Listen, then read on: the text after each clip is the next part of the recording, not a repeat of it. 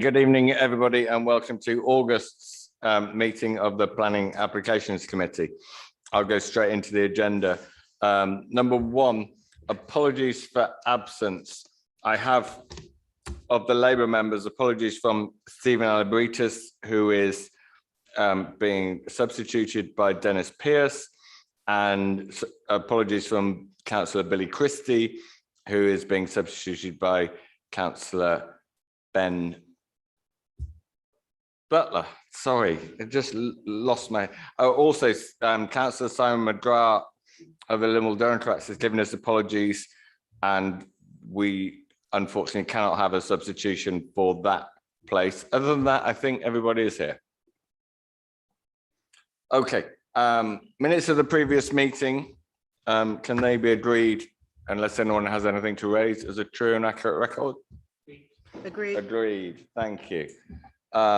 Okay, planning applications. There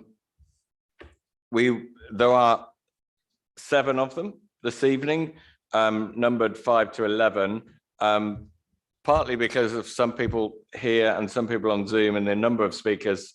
We tend to change the order around a bit. So the order is going to be first number 10, then number 9, then 6, then 7, then 5, then 8, and then 11. And I will explain that as we go on. So the first one we will deal with is agenda item 10. And the reason I put that first is that there has been some confusion and possibly a mistake on officers' part in that neighbouring residents to this application maybe not have been written to within the time periods, and just to avoid any confusion, officers are recommending that we defer this to the next meeting. Unless I see anyone saying no, can we agree to defer that to the next meeting? Yeah, no, I would just add that I thought you were going to talk about the confusion in understanding this. I think in terms of the English, it seems to be it's selling itself as a single-story extension, but it seems to be a house and a further extension, does it? Because the drawings I've got don't show that, the first drawing. So all I'd ask, because we don't need to go through it, but if this is an additional house, that just needs to be clear, or maybe I'm mistaken.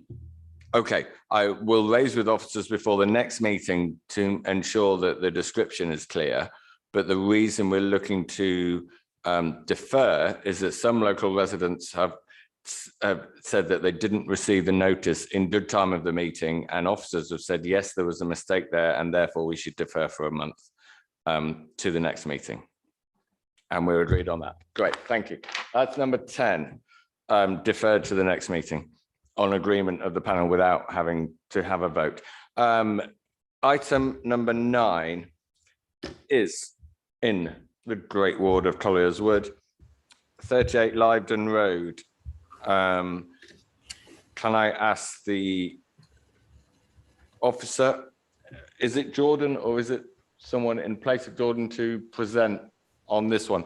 And I was expecting some members of the public here to speak on this one. They don't seem to be here. They did advise me that they would be attending in person, but not here yet. Do you know anything about that, Lakshmi?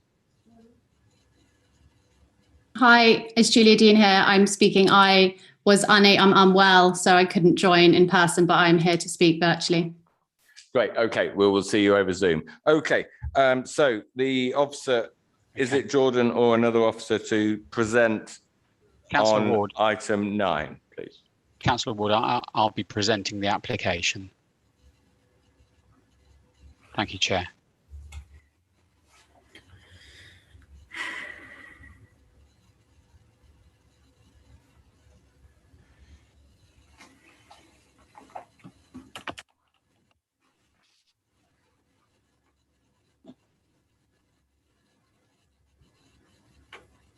Can I just confirm that members can see the image on the screen?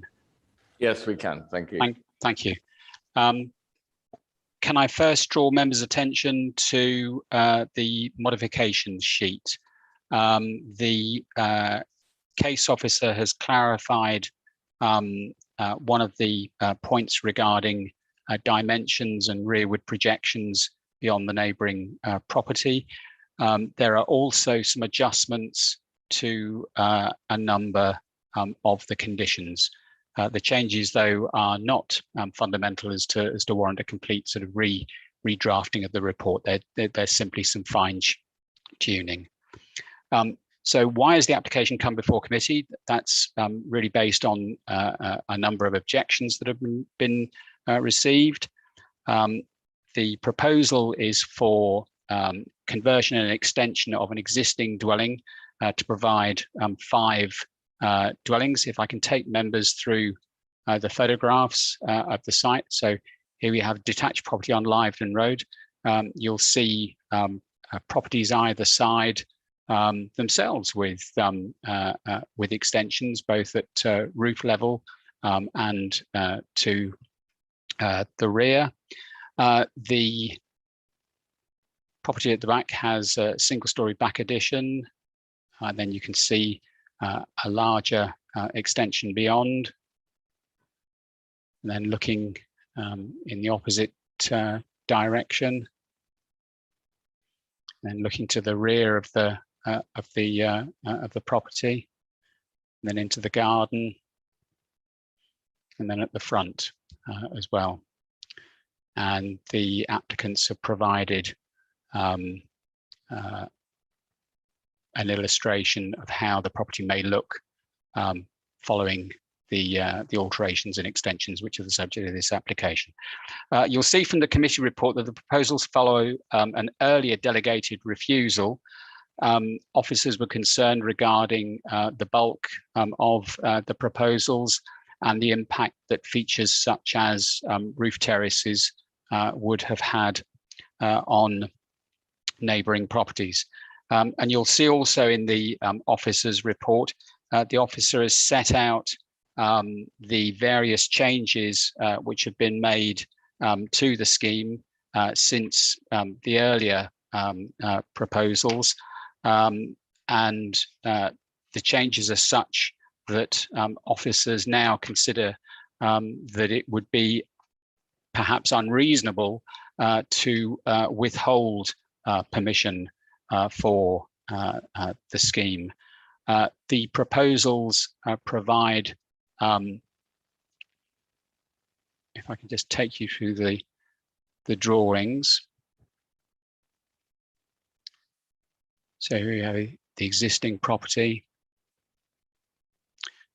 And then we have, working from the basement upwards, a number of duplex units, so units split across 2 floors from basement level with kitchen, dining and living room, and then large French windows looking out into a garden to the rear.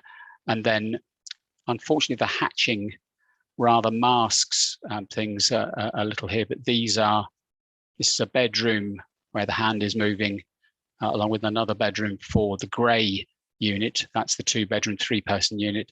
And then again, 2 bedrooms here.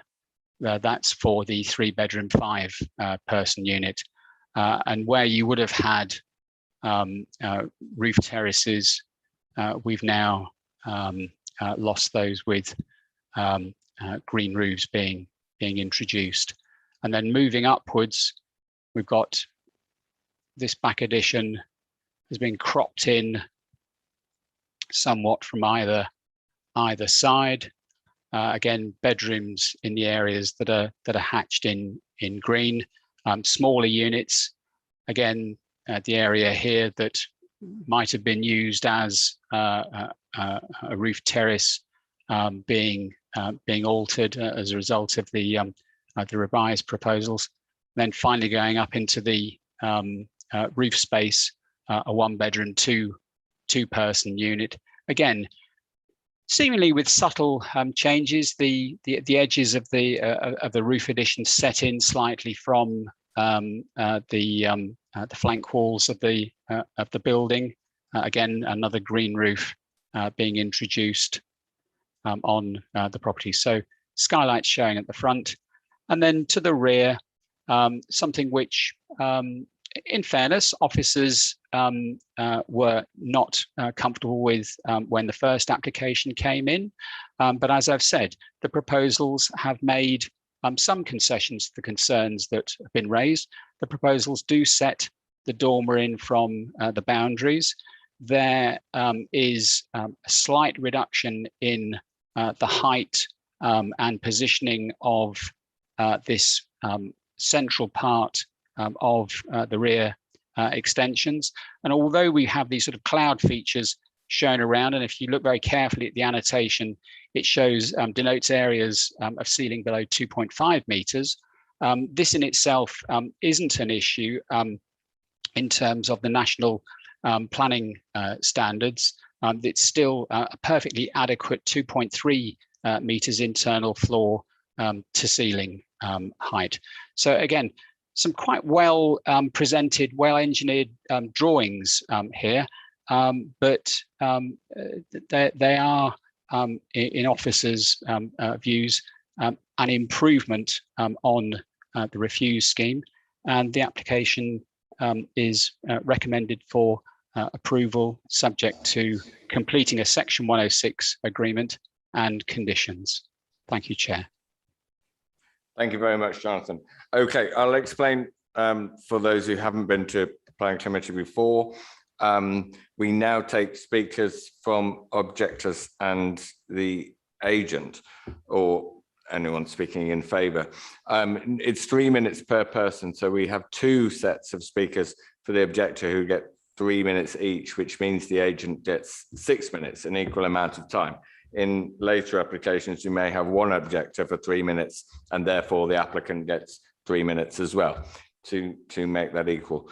But we move to those first, then any local councillors of the ward to speak, and then we move back to the members of this panel committee to consider the application. So first we go to Julia Dean of the next door house in Collinswood, who will have 3 minutes to explain her objections to the scheme. Julia, are you there? Yeah, thank you, Dave. Thank you. So we at 40 Livedon Road base our objections on the following grounds.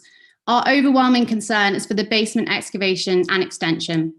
The developer's own structural engineer stated that both 36 and 40 Livedon Road are within the theoretical zone in which some ground movement is expected, that even if good workmanship is guaranteed, which of course it isn't, there is a risk of slight damage to the neighbouring houses. There is barely 1 metre between us. Victorian houses have shallow foundations, and Groundshare released a report this March stating that London Clay has the highest shrink swell clay hazard in the country, and southwest of London is one of the areas most affected by subsidence. The risk of subsidence is increased by man-made vibrations, and we have a railway line running right by the property. It is close enough that we feel vibrations from the trains daily, and this makes any excavation even more dangerous. Number 36 has already been underpinned and is alarmingly showing new subsidence cracks. Who will ensure that the list of mitigating measures proposed to reduce the risk of damage to neighbouring properties are actually implemented? Who will be liable for any damage a couple of hot summers and wet winters down the line when the cracks are most likely to appear? When the properties are sold and the developer has closed this company, who is responsible? Who will guarantee the structural stability of the incredibly close neighbouring properties and the safety of residents? Secondly, the FRA report states that the proposed basement is at medium risk of surface water flooding, not low risk, but medium risk. EA goes on to state that this is vulnerable development and that the site is in an area where flood alerts are encouraged. Is it acceptable to be digging out basements where flooding is to be expected, which is devastating for residents and makes properties difficult to insure?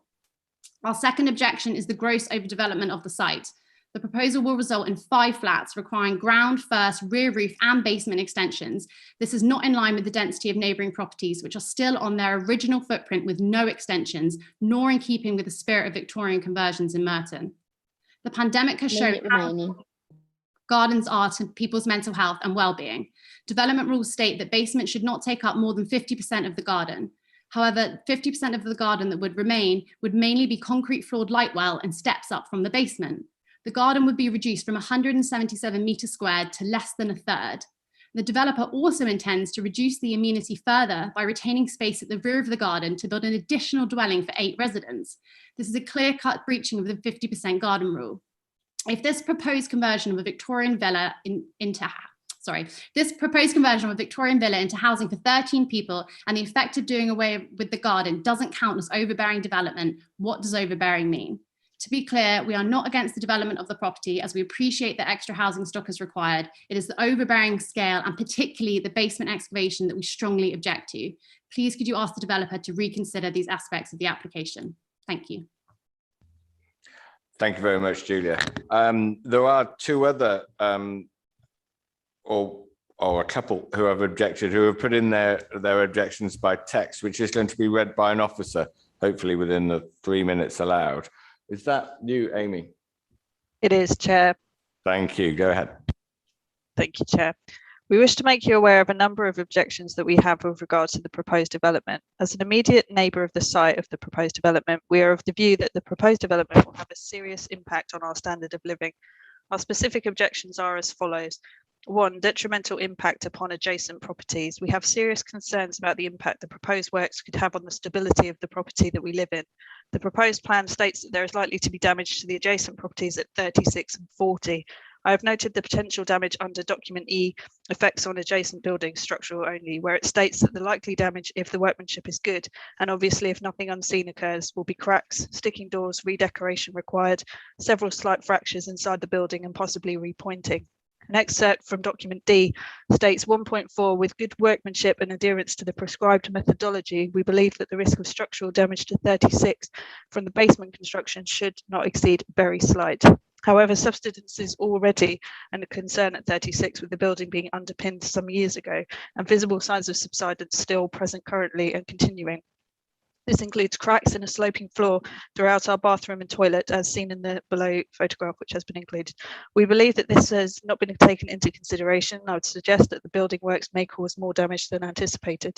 The ground floor flat at 36 experienced a cracked sewage pipe in the adjoining side access, where this cracked pipe caused sewage to flow into the ground floor flats. It was not decided whether the subsidence had caused this cracked pipe, but I imagine with the extensive works required to put the basement into 38, this could potentially cause huge problems. 2, added strain on an overcrowded road and locality. The road has experienced excessive development with groups of flats being added into a no-through road, then more recently flats and houses being converted into flats, and even more recently another group of flats being added beside number 40. Not only has this taken family-sized accommodation away from the street, but it has added to the street parking pressure issues, added to the congestion, and is making a street that was once filled with families, a fast-paced turnover of people coming in and out of the street, renting for a short time and moving on.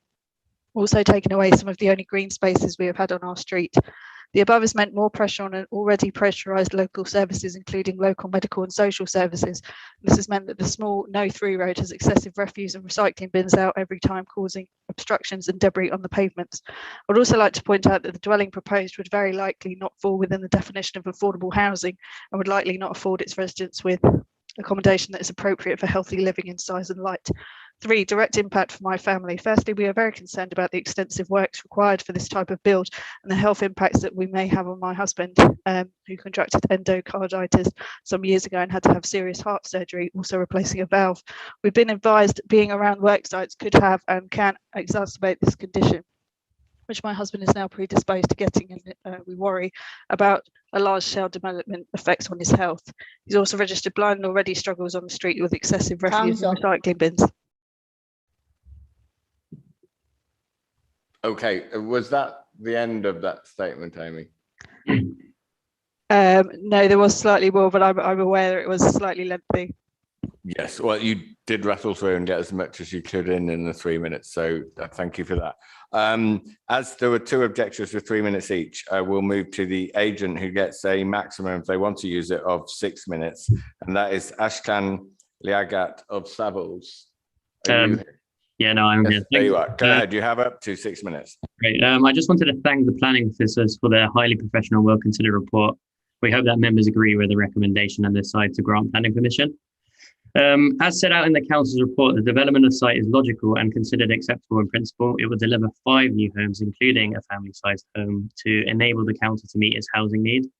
The proposed design is of a high standard and is considered appropriate within the site's context. The scheme would not have an adverse impact on the amenity of neighbouring properties, the local highways network, flooding and drainage, sustainability, trees and ecology.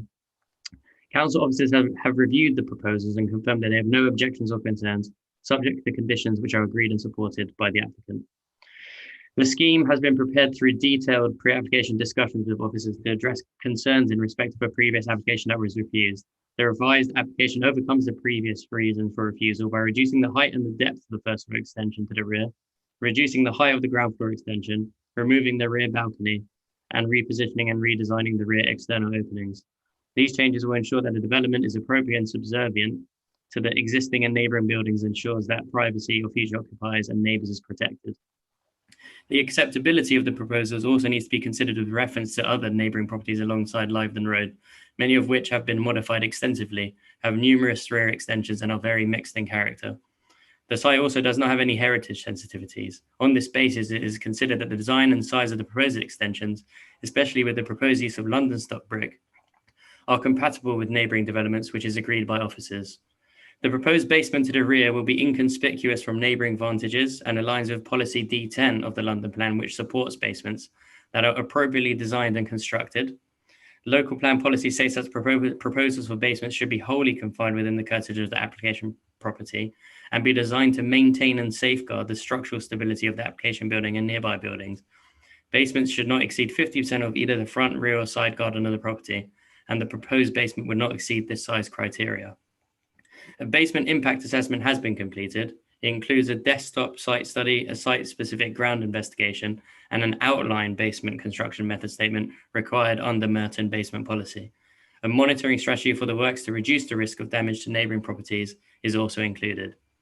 Overall, these show that the basement can be constructed in a safe and methodical manner without affecting adjacent properties or the highway, and confirm structural stability will be safeguarded and potential impacts to neighbouring amenity mitigated during construction. A final basement construction method statement, working method statement, and the appointment of a specific engineer supervising the engineering and construction on site for the duration of building works are required by planning conditions to ensure all safeguards are in place. All units provided will be of high quality, meeting the relevant internal space standards. Sufficient daylight and sunlight will be received into the proposed flats, and the proposal will not result in any negative daylight and sunlight impacts on neighbouring properties. The family size flat would have direct access onto a large and spacious rear garden. The site is located within close proximity to a number of public parks, providing external amenity space for the 3 other flats, who also benefit from oversized internal habitable areas. Morningside are willing to enter into a legal agreement to become parking permit free for the additional flats created by the scheme, and so there would be no highways parking impact from the scheme at all. Green roofs are proposed, which will provide drainage and biodiversity benefits. And with respect to ecology and trees, the development does not harm any category A or B trees. An indicative landscaping scheme has been provided to show new planting and soft landscaping across the scheme. The scheme of fine new homes is compliant with local and national planning policies. The proposal has been carefully designed to respond to the site-specific context, and we respectfully request that members follow the officer's recommendation and improve this application. Thank you. Thank you very much. Okay, that's the speeches from the directors and agents. And finally, we have speeches, contributions from any members representing the ward in which this site lies, which is Colliers Wood. And we have Councillor Attawar has requested to speak. So Councillor Attawar, please. Right, thank you. I'm speaking on behalf of myself and my ward colleague, Councillor Caroline Cooper-Marbia, against the planning application before you at 38 Livedon Road in Colliers Wood. While some modifications to the original plans have been made, we don't believe they go far enough. We believe this is to be an overdevelopment of the site, developing more than 50% of the garden space, and certainly building 5 flats in this small space is far too many. No other house in this small road has been developed to this extent. The ones that have developed include 2 flats and are within the footprint of the original house. Livedon Road is a small road and already intensely developed, with parking a major issue for those who currently live there. Residents in Lyvedon Road make use of the private parking on land owned by Wandle Housing, with parking for specifically for parking for Wandle Housing residents in those blocks of flats, and this development will only make it worse.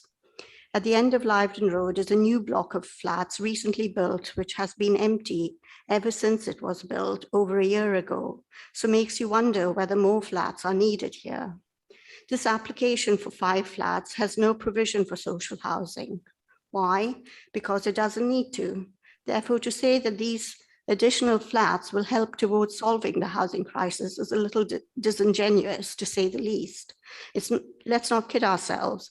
These flats are not for the homeless, and they will be beyond the reach of those who need them or can afford them. This development is for one 3-bed flat, 2 2-bed flat, 2 1-bed flats, and a studio. Merton's own local plan clearly states that there are far too many 1-bed flats in the borough, and what is needed is more family homes. And yet this property only has provision for 1 family home and has 3 1-bed flats. Subsidence is a serious problem for the houses in Lyvedon Road, with some underpinning works already having been carried out. So the extensive basement extension is a real worry for residents at 36 and 40, as this will create more disruption to the foundation and walls of the houses of 40 and 36. Another objection to the basement extension is that this development is right above or in close proximity to the underground strategic main utility infrastructure. This is a great concern to residents on the street, and especially at 36 and 40, as this pipe cracked some years ago and filled the basement with sewage. Therefore, building out the basement is a very valid concern. Any good developer would consult with the residents affected by the development, and we don't believe that this has been done. Loss of light into the bedroom facing number 36, which may not be much in percentage terms, is a lot when one knows how little it has currently, and to have it further reduced because of the extension to the building surely should be considered. So we urge you, when you make your deliberations, to consider carefully your decision, its impact on the area, on the residents already living there and surrounding area, and whether it would be more appropriate to have 2 additional flats for families as opposed to 5. Thank you. Thanks. Thank you, Councillor Lakshmi Atawar. That's the end of the contribution. So for the rest of this application, we are now restricted just to members of the committee to speak. And we do it in this order. We first ask for members to ask for any questions of clarification on the officer's report. Then we go to comments, and then if there is a proposal, well, there will be some form of proposal. We then go to a vote. But first it is comments, and first it is questions on clarification on the report. I see Councillor Dean. Chair, shouldn't Mr. Lewis come back? Yes, sorry.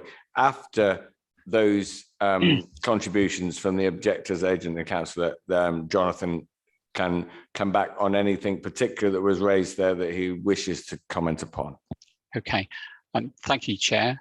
I think some important points to cover here. The issue of flood risk assessment and medium risk. The 2 larger units have been designed as duplex units.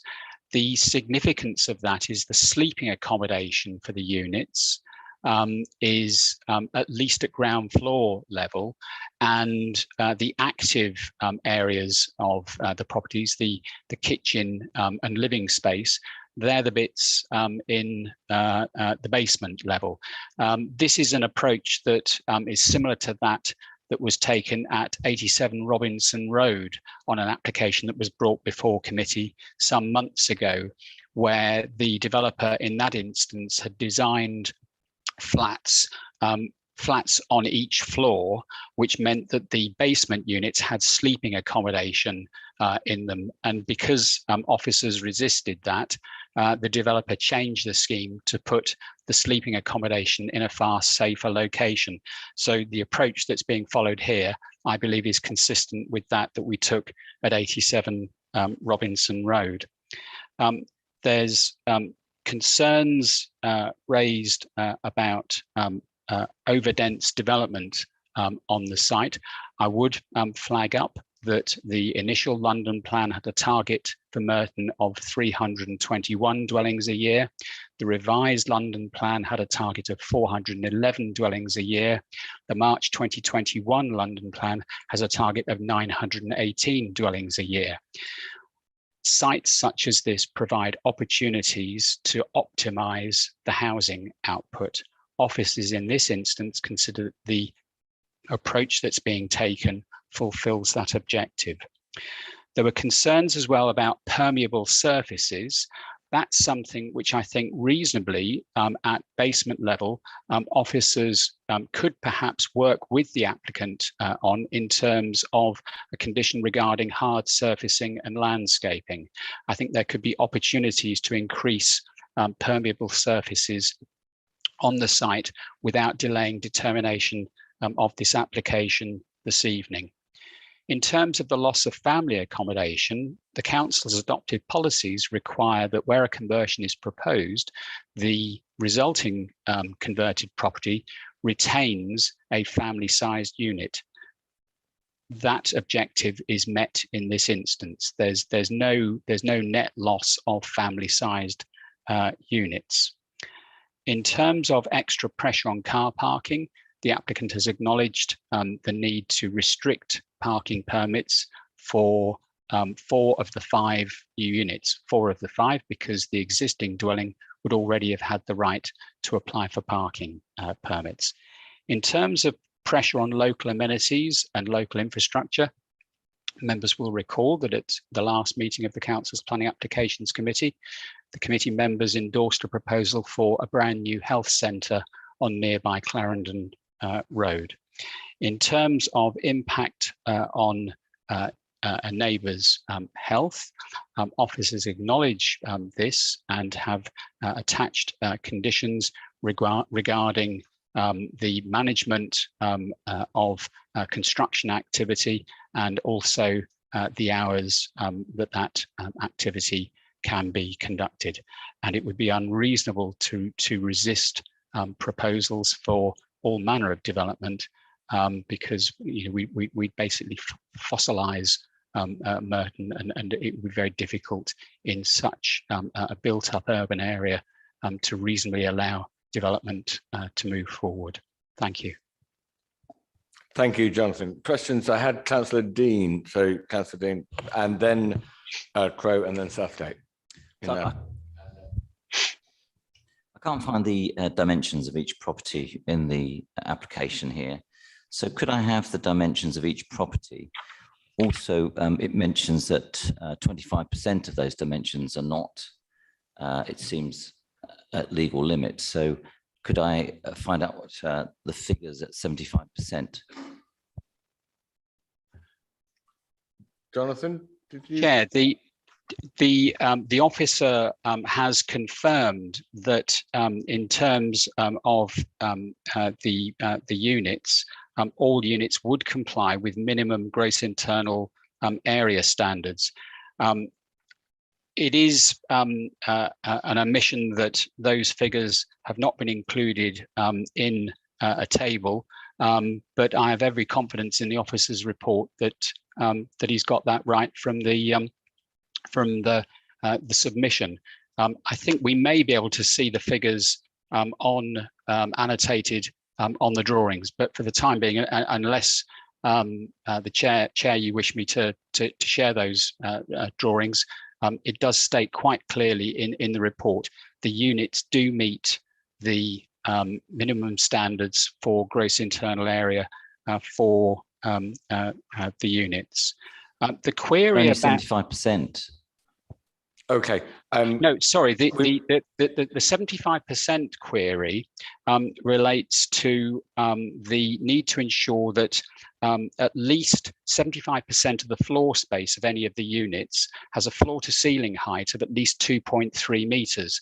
That's set out in the national housing standards. What the applicant has done in this instance, they've got quite generous floor to ceiling heights where the where the accommodation is integrated into the existing dwelling, the existing probably Victorian dwelling. So that's 2.5. So that exceeds the standard. And what they've done is they've flagged up that certain parts of the units would be 2.3 meters, but that's entirely satisfactory. I think we'd be more concerned if we had very cramped floor to ceiling heights, perhaps at loft level. Okay, thank you. Councillor Crowe. Thank you, Chair. I just like to follow up on this 75% business, because some of these flats have got 25% at less than 2.5 meters, I think is what we're saying. And I think the question we want to know is how many of these flats are in that situation? Is it 1, 2, 3, or all of them? I think, unless Jonathan has something more to add, that some of the proportion of the flats which is under 2.5 is all at 2.3, which is within national standards anyway. I think that was what Jonathan said on the last question. I'm not sure how this question is particularly different, but have you got anything else to add on that particular point, Jonathan? It's the accommodation at loft level where you might reasonably expect some areas with restricted floor to ceiling height, but it's not such that this causes an issue, because the counterbalance to that is that we've got a very generous rear loft addition being proposed. So again, we're content that the standard of accommodation comfortably meets the national standards.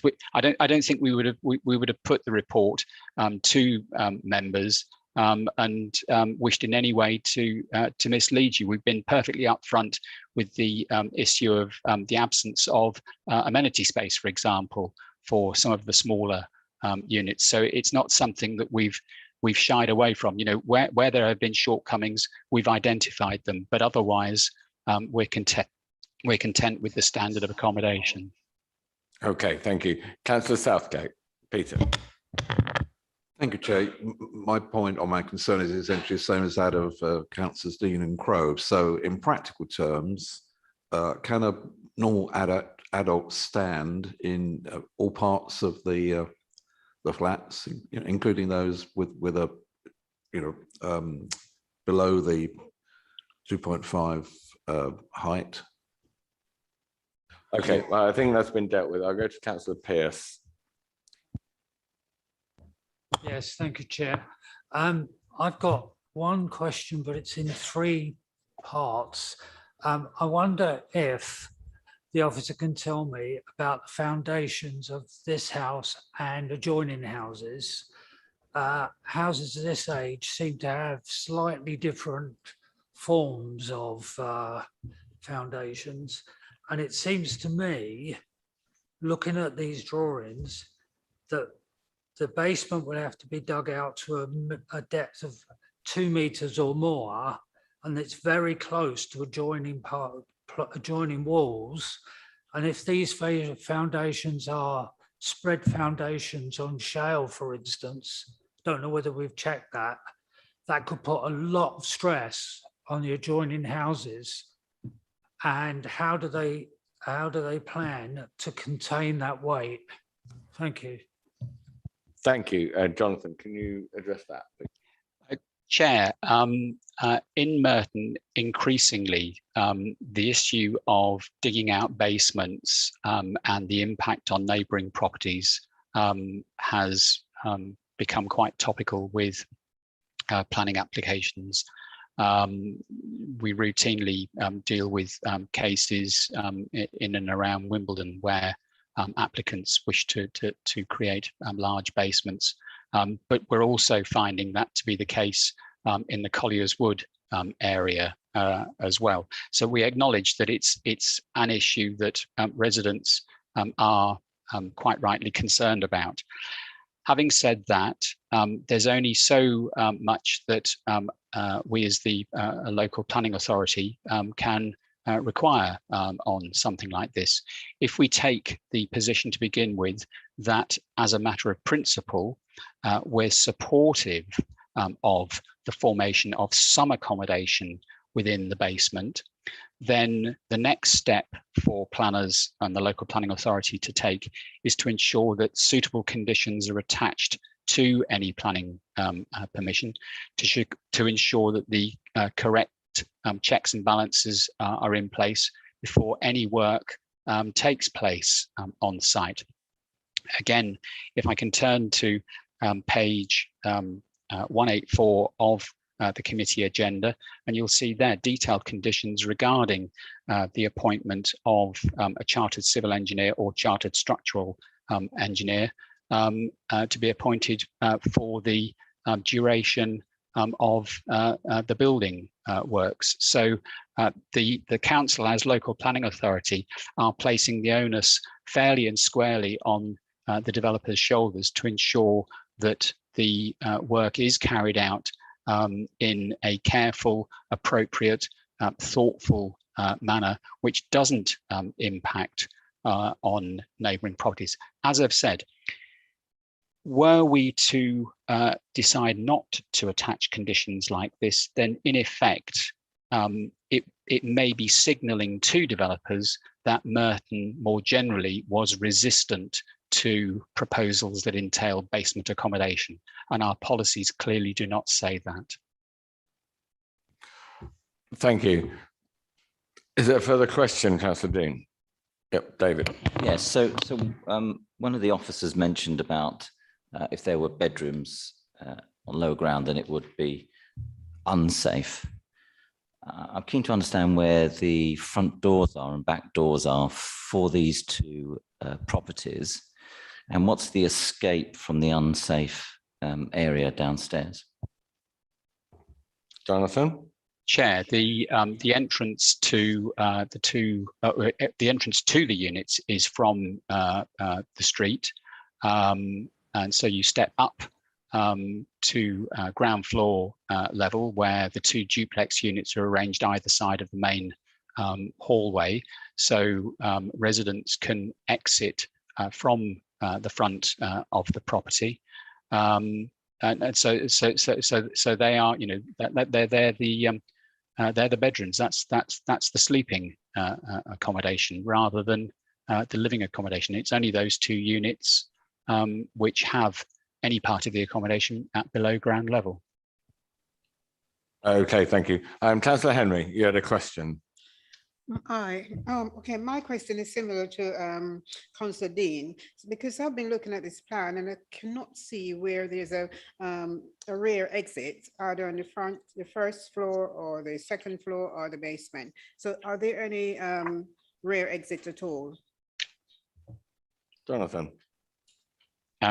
Chair, the upper floors would also exit via the main entrance hall, which winds its way up through the core of the property. So there would be no reason for residents to exit into an area that might be the subject of surface water flooding at basement level.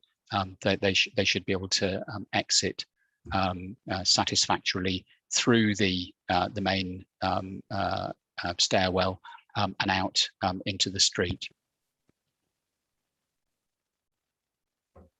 Sorry, a loud motorbike outside for a second, but I think we all heard you.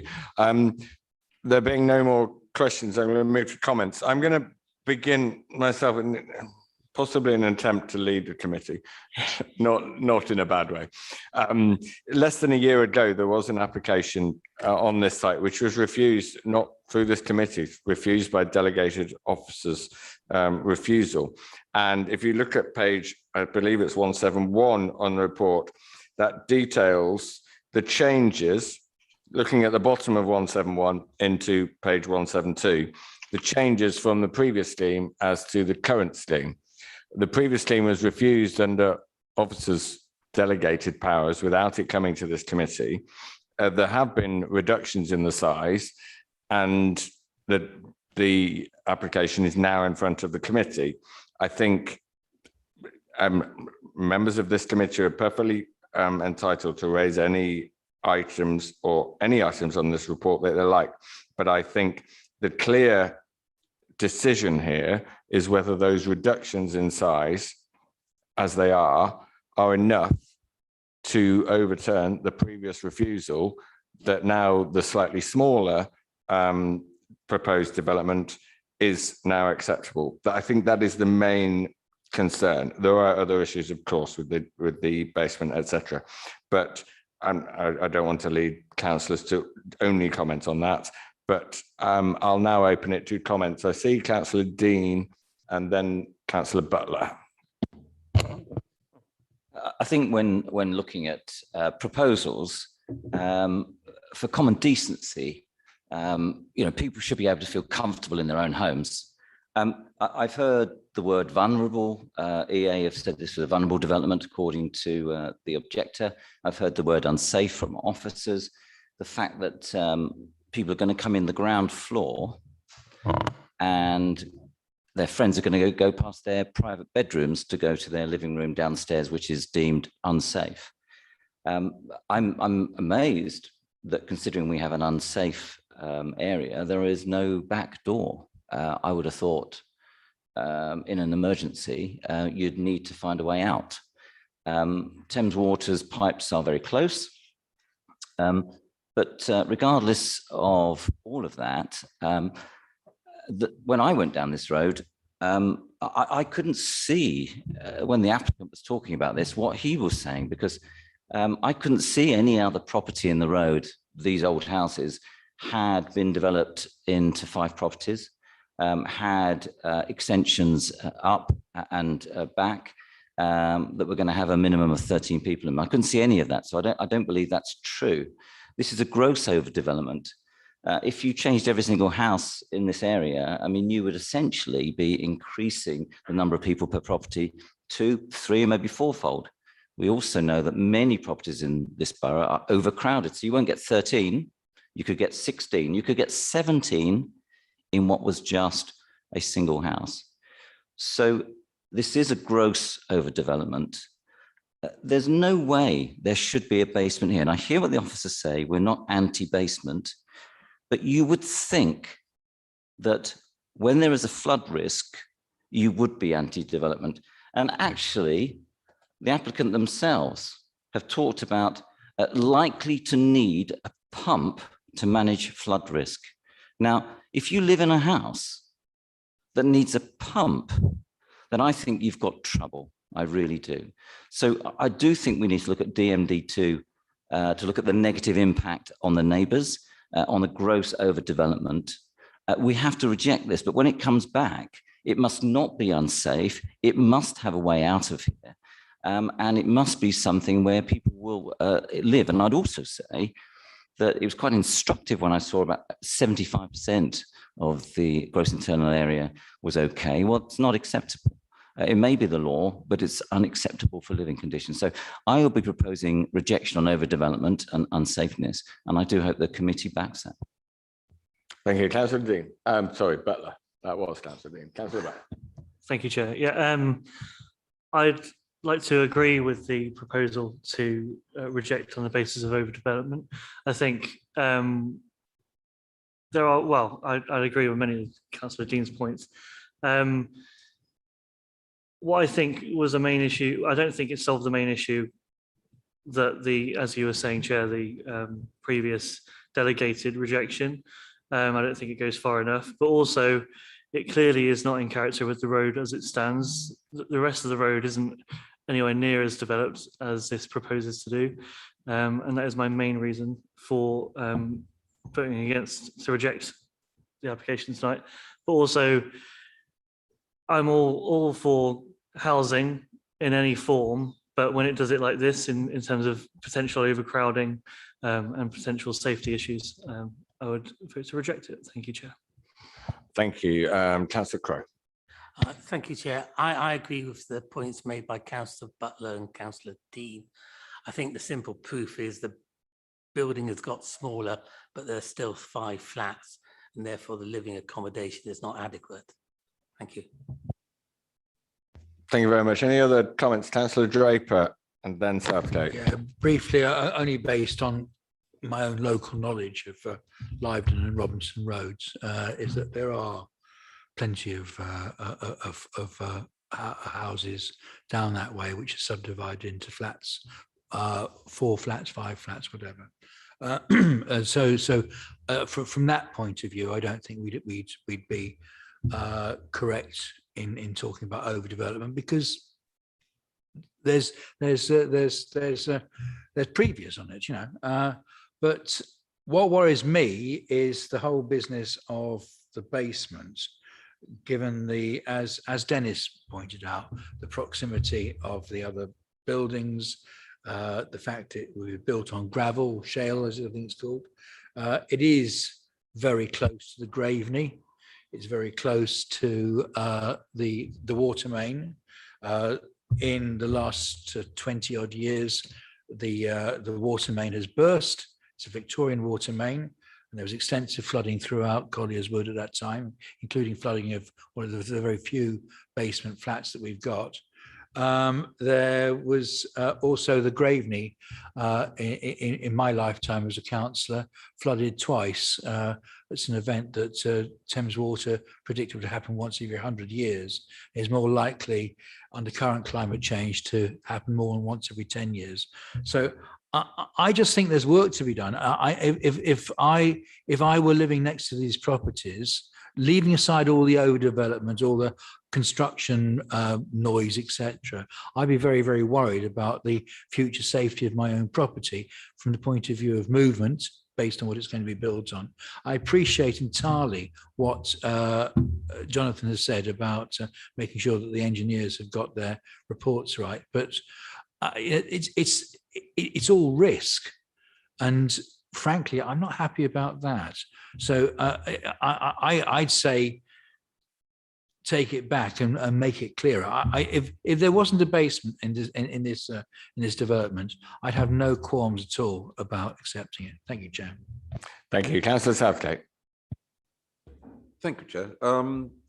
Yes, I'm looking at this sort of second reason for rejection last time as to loss of privacy. And I've looked through all of the amendments quite carefully, and I don't really, okay, the thing's been scaled back, but I don't really see anything there that convinces me that previous reason for rejection has been overcome. Actually, I think there is still loss of privacy to neighbours and an unneighbourly presence. And also to endorse Councillor Draper's point, I mean, the climate is changing. We know that. It's here. And something that relies on constant pumping and so on, it just doesn't strike me as sustainable. I mean, maybe our policies need rethinking on this, actually. But that I accept that's not a reason for rejection as things stand, but I do think the privacy issue is still a concern. Thank you. Councillor Pearce. Dennis. Yes, thank you, Chair. I'll try not to repeat what I said before, but as people know, I'm very sceptical about basements, having worked on loads of them over my working life. And to me, what Councillor Draper said about if there wasn't a basement, he'd be quite happy. If there wasn't a basement, I'd be quite happy with this, because this building is too close to its neighbours. And I am very sceptical that a full width basement can be totally without structural problems.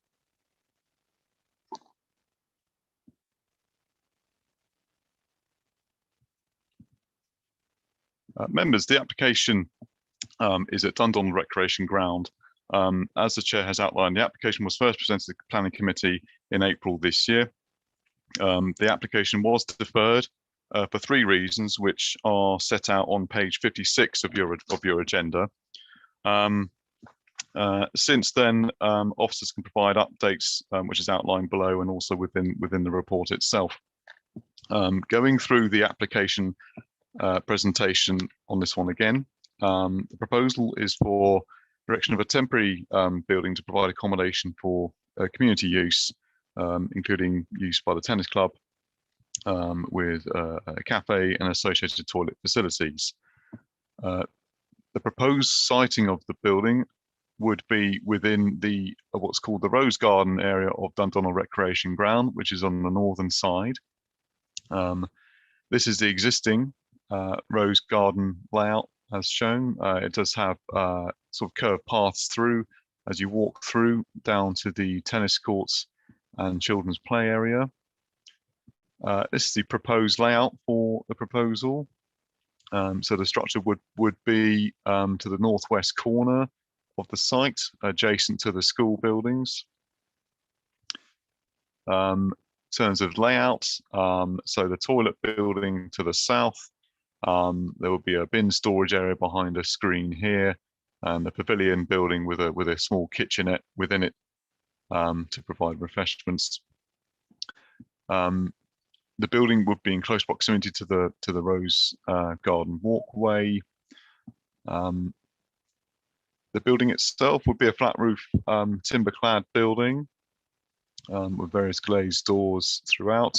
During the assessment of the application, the applicant has amended the plans to assist with some of the comments from the secured by design officer, and a list of those additions that they've done to the scheme is on page 56 of the agenda, which includes addition of some downlighting and proper storage facilities for the bins, and the relocation of the doors to the toilet block, which is here.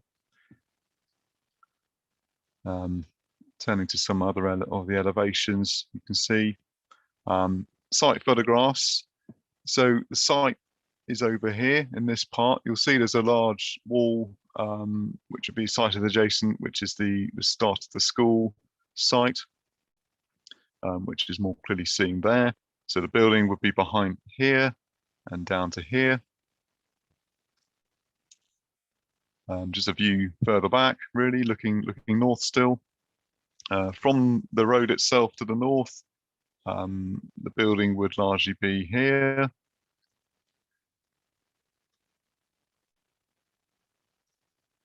So members will note that one of the reasons for deferral previously was for officers to find out whether there's a Holocaust Memorial within the Rose Garden. And officers were in contact with the Wimbledon Synagogue, who confirmed there isn't. But what there is a small placard in memory, which was there when I believe a rose plant was planted. But in discussions with the applicant, that rose plant apparently is no longer there. But just members to be aware, the placard is there. It would not be blocked by the proposed buildings, which would be to the right-hand side of the screen. Members will note within the report that we have a number of representations in objection and support of the proposal. I draw members' attention to the representations from the council's Green Spaces team, who have raised objection to the proposal. And although ordinarily community use buildings coming forward are welcomed, officers have identified harm with this location and a failure to meet the open space policy tests. So for those reasons and set out within the report, officers recommend permission be refused. Thank you, Chair. Thank you very much. Okay, on this application, we have 2 people down to speak in support, and then a councillor for the ward in which the application is in. We'll go to them in the order I have on my, and because there's no one else in the chamber other than the members, I'm assuming everybody is on Zoom. The first person on my list I have is an Anne Dawson. Are you there and ready to give your 3 minutes in support of this application? Yes, I am. We can hear you. Thank you. Go ahead. Good evening. My name is Anne Dawson. For the last 24 years, I have been a resident of Dundonald Ward, living in William Road, opposite the recreation ground. I am also a member of the Friends Group since it formed and held the position of secretary and now sit on the committee. I personally would like to speak to you in favour of the proposed application. With the old pavilion, the Friends were key holders and we were able to access for free when required. After the school expansion, the situation changed. I've tried to book the pavilion for the Friends, but I was told the new pavilion was no longer available. When the idea for a new community space was first suggested, I went to South Park Gardens and had a good look at their new building. I also spoke with one of the key people behind the success of the South Park Garden scheme. It is a prime local example of how an inclusive local community facility can be delivered. The new development won't take away precious space from the rec, but will provide usable space and much needed toilets. It will be an attractive addition to the park, surrounded by extra planting, which will improve the look of this corner of the garden. I attended a pre-application meeting with Mr. Allen, the planning officer, and we all agreed that the location of the proposed building was ideal. I think it is important that on reaching your decision that you understand a little about the Rose Garden. Before the school was expanded, I would say that the Rose Garden was a quieter area of the park as it was next to the bowling green. Now it's next to an enlarged playground and the multi-use games area, which doubles up as the school playground. Unfortunately, there is no sound baffling in place. When the school finishes, the Rose Garden becomes a much needed extra play area. The quieter side of the park is the Merton Hall Road side. I feel that this project should get the go-ahead as it will bring people of all ages in the community together. Having a permanent base for the Friends would facilitate projects like planting and maintenance. It would certainly improve the profile of the Friends, which would result in a better park and a much stronger community. I do hope the committee will approve this application. Thank you very much, Anne. Next, we have an Angela Adderley. Are you there on Zoom and ready to give your 3-minute contribution?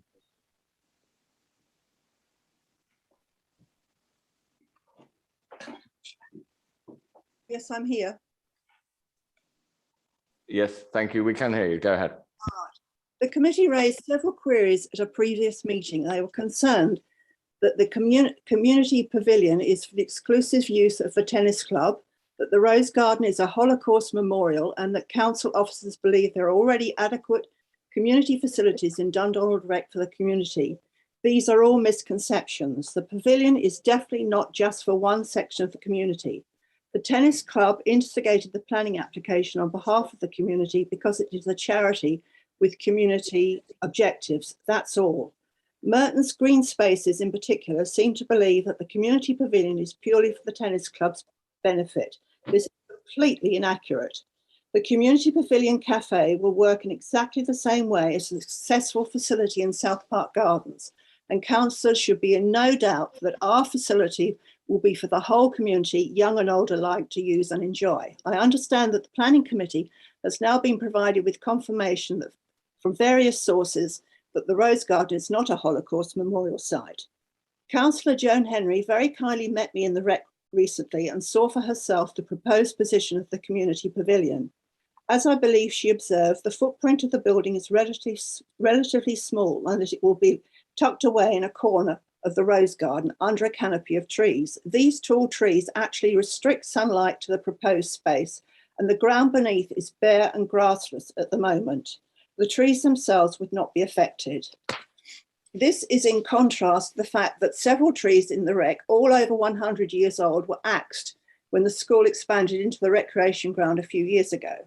South Park Gardens Community Cafe Pavilion has a very similar location under trees, all of which continue to thrive and are healthy looking. Green Spaces have reported to you that the proposed site of the Dundonald Rec Community Pavilion within a corner of the Rose Garden is a place for quiet reflection. It is in fact alongside the noisy children's play area and is no longer a place for quiet reflection. That is out of date information.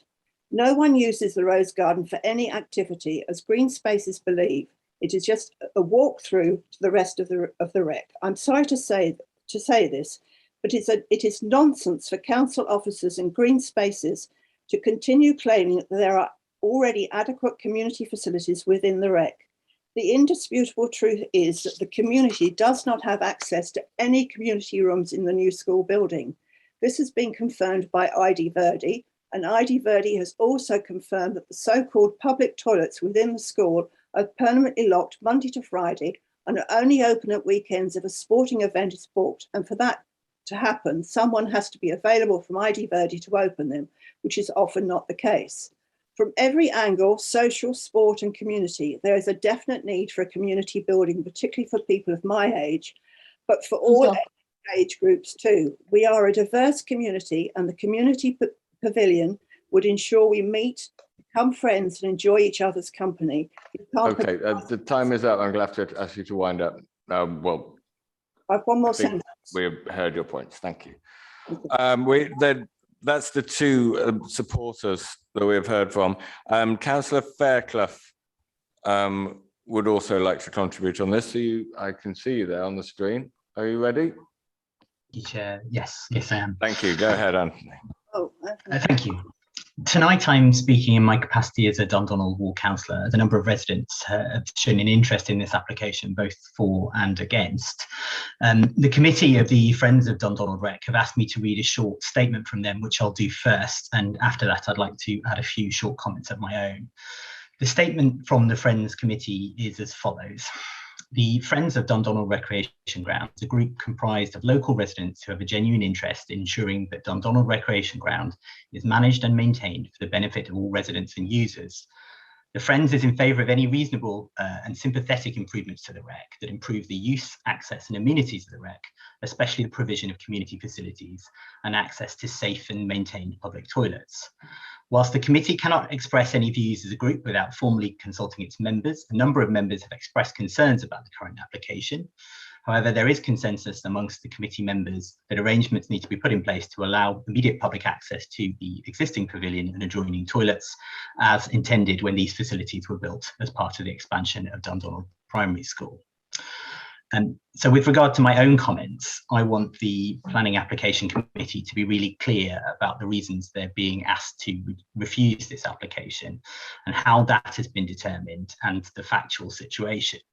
So the most significant reason in planning terms given is that it's an inappropriate development on open lands.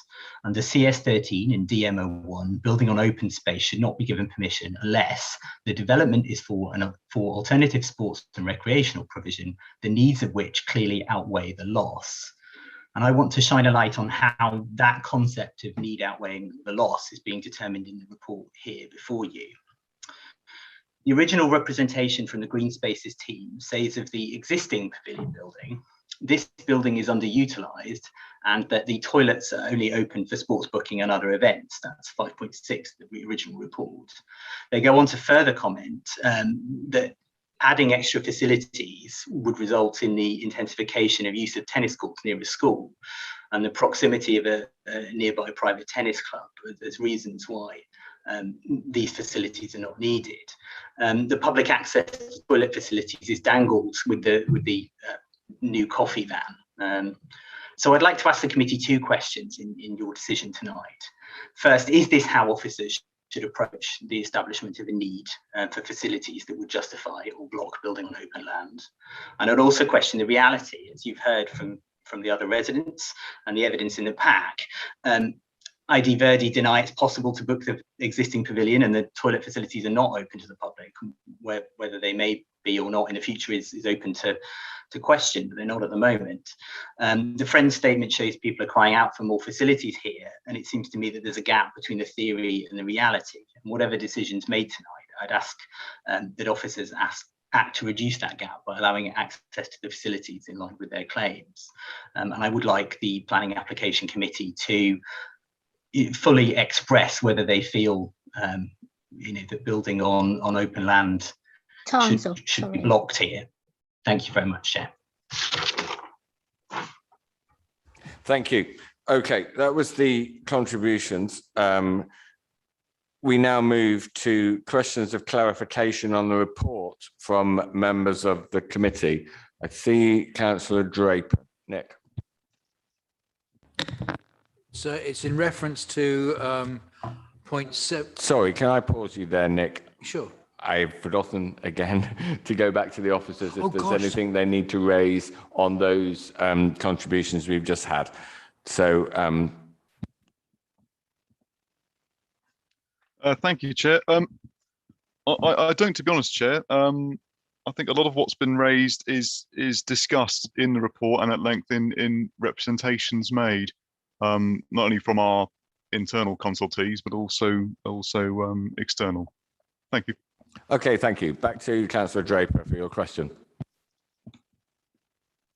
It relates to a temporary structure, and I've noted what the officers have pointed out, and point 79791 on page 72.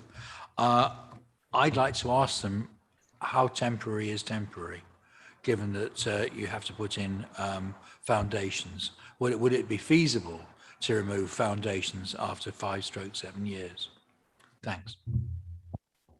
Thank you, Tim. Thank you, Chair. It is unusual to have a building with foundations to be temporary, but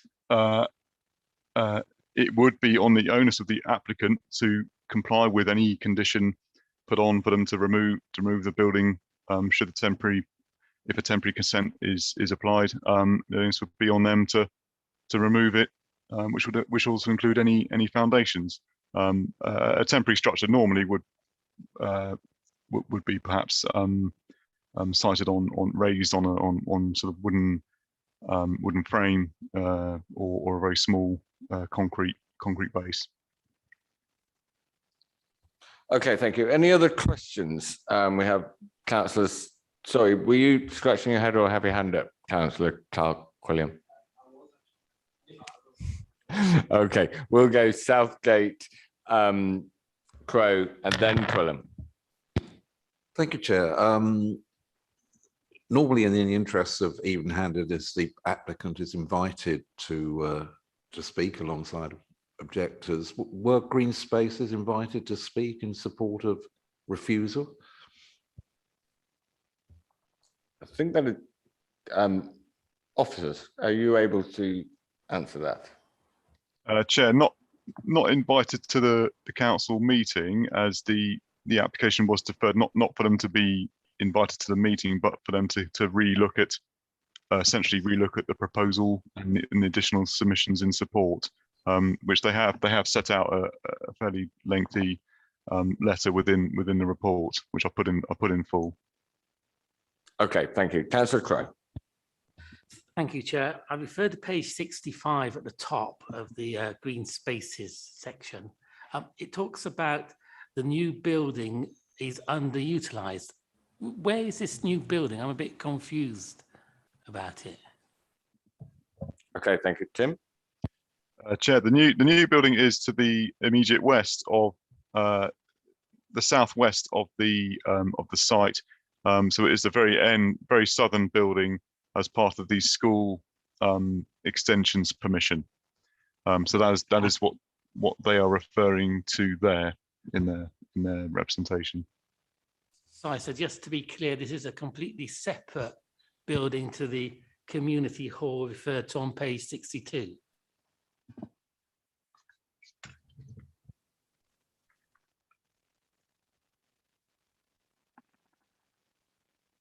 That's the same building. But in that case, on page 62, it says ID Verdi say it's not available to the general public. But on page 65, you've got the Green Spaces manager saying it's underutilised.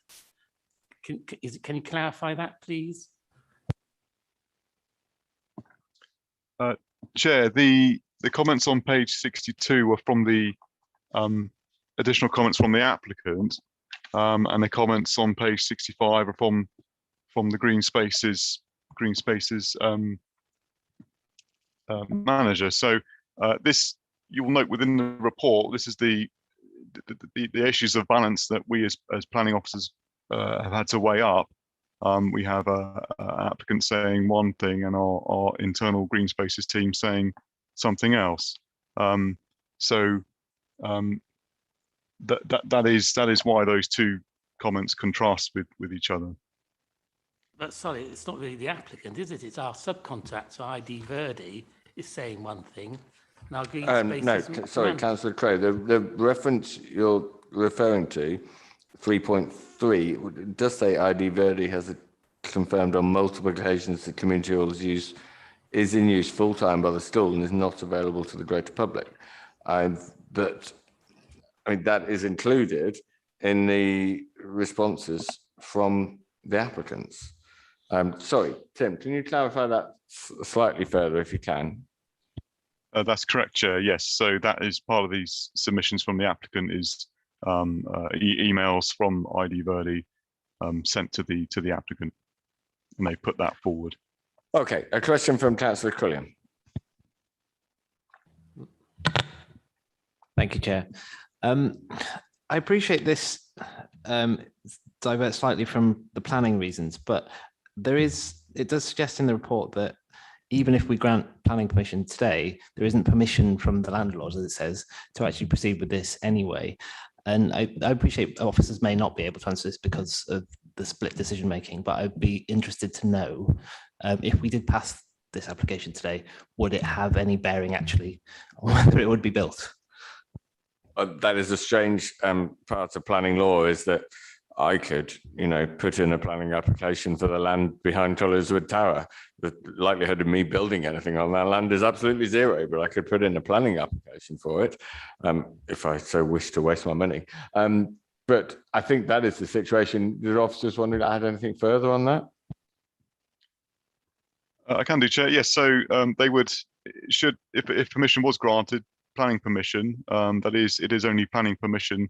The relevant landowner would have to consent separately for the works to go ahead, and the landowner is the council, not the local planning authority. So there's a separate track that they would have to go down to before they could start any works, essentially, as it is council-owned land. Okay, so if we did pass it, this as the planning authority of the council, we would say yes, but then as the separate part of the council, we would have to go into discussions about how it would be built. But I think that part of the council would be led by what the planning committee has decided. One further question, Councillor Quilliam. Apologies, this might be worth revisiting once we've decided on what we want to do, but I was wondering if we did choose to pass this, is it worth, and are there conditions we can put on this to ensure that this building is temporary? I wondered if officers could comment on that. It may be that, as Chair, you may want to wait until we've made a decision to ask that, but as we're at questions, I wanted to raise that now. Okay, the application as it stands says temporary. Officers might be able to, it says temporary for a period of 5 years, I believe. Officers might be able to enlighten us on, if we did pass in, it was built for a period of 5 years, what action would we begin to take after 5 years to make sure it was either removed or further planning permission applied for? Thank you, Chair. Yes, it would be a condition that would state after a certain date, 5 years or whatever, how many years, if you choose, for the buildings and foundations to be removed and the site restored to how it was originally. So there's a condition that we do have in our system as such, but that's how that would be managed. Okay, thank you. I'm going to move to comments. Did you have a question, or do you want to be first in comments? Yes. Comments from members of the committee. Councillor Henry will be next, but Councillor Dean, and then Henry, then Southgate. David. I just wanted to say that, I mean, it is quite a confusing application because the applicant doesn't actually have the approval of the landowner. And I just want to be clear as one of the committee members, there is a pavilion right next to the tennis courts. That pavilion, regardless of what is said, is open to the public if they book it. And it does have a toilet, which in the planning permission for that pavilion, done in 2010, I think, said it should be open when the park is open. So it's very important to recognise that it's not a great pavilion and it hasn't fulfilled its planning obligations. So to build another one, to fulfill the planning obligations of the first one and to build another one to have more control, I'm not actually convinced you won't be getting there. Ultimately, the council and its contractor need to open this pavilion and open the toilets, and that right next to the tennis courts that are already there. And I just want to be clear, there is a pavilion sitting next to the tennis courts, which is meant to serve the park and the people that use it. Thank you. Councillor Henry. Thank you, Chair. At our last meeting, when this application came, and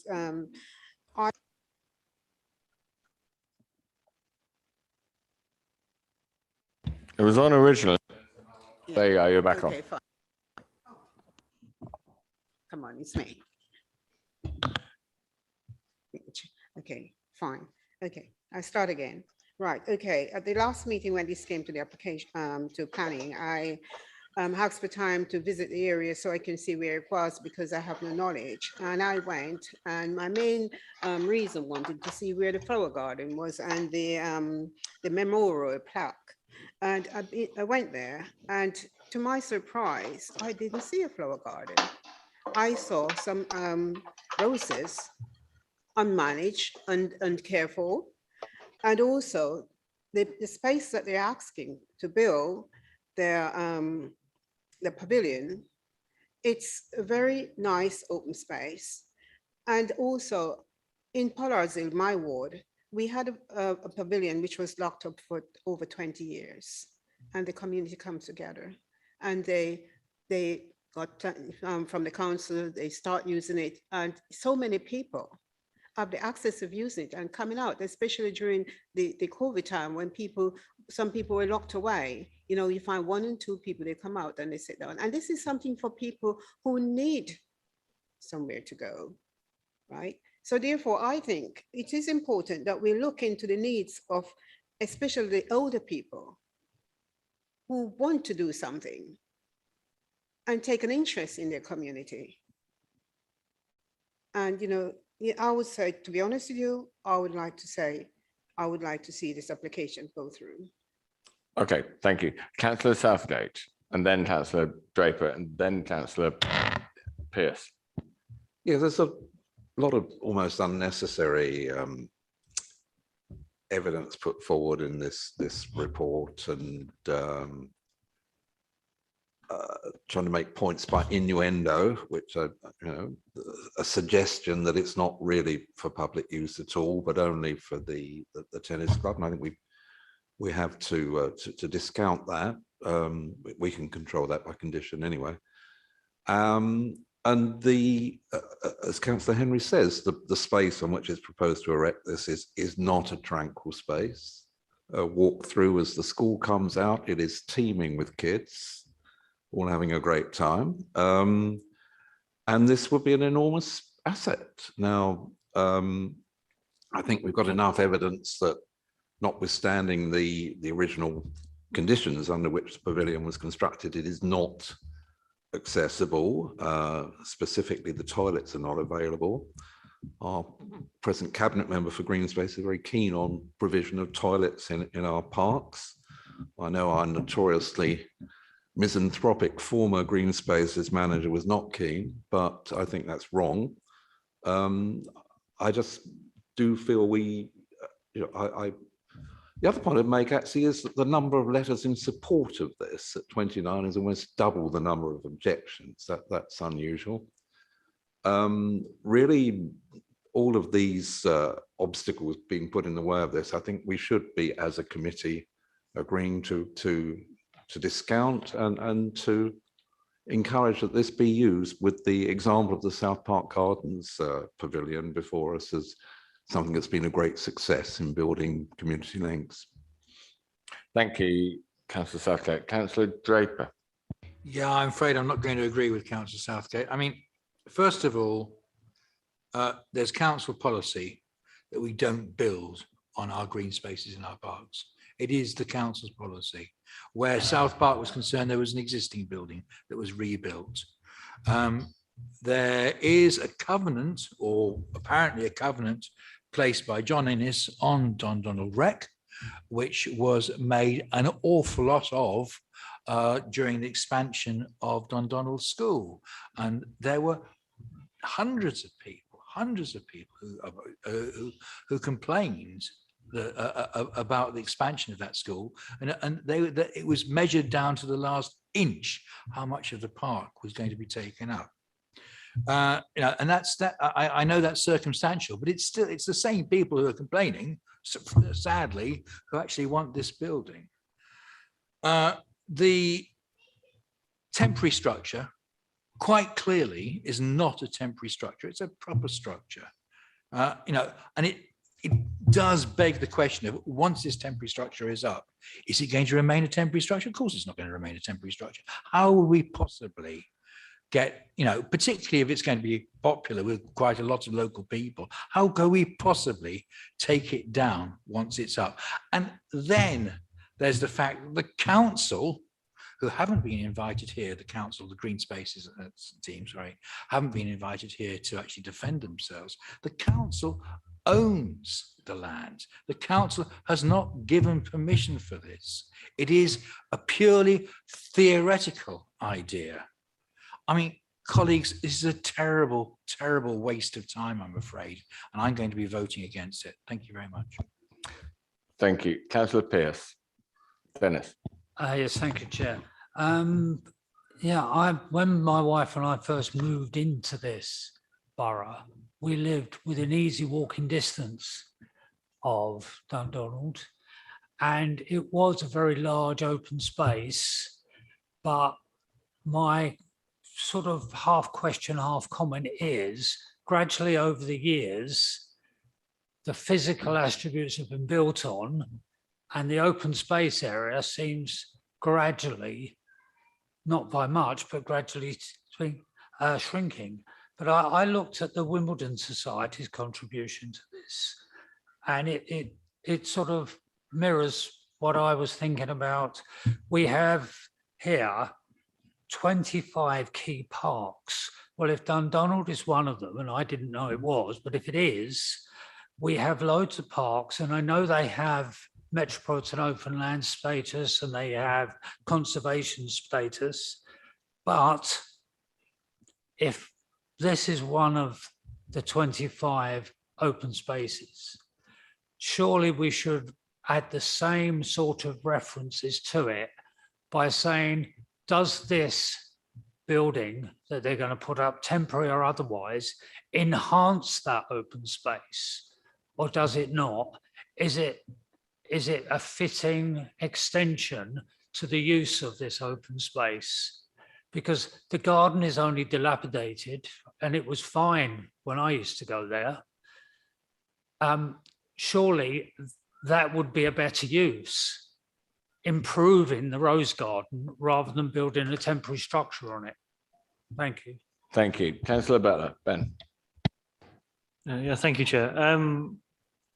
Quite a confusing application for me as a substitute to get my head around at first, but I have to agree with the last two speakers, Councillor Pearce and Councillor Draper, actually, that and actually picking up on a couple of Councillor Dean's points, I would not like it to be the open space to be diminished even further, but also if there is supposed to be a planning enforceable facilities that aren't currently in use that could be, let's start there. Let's not diminish this open space further.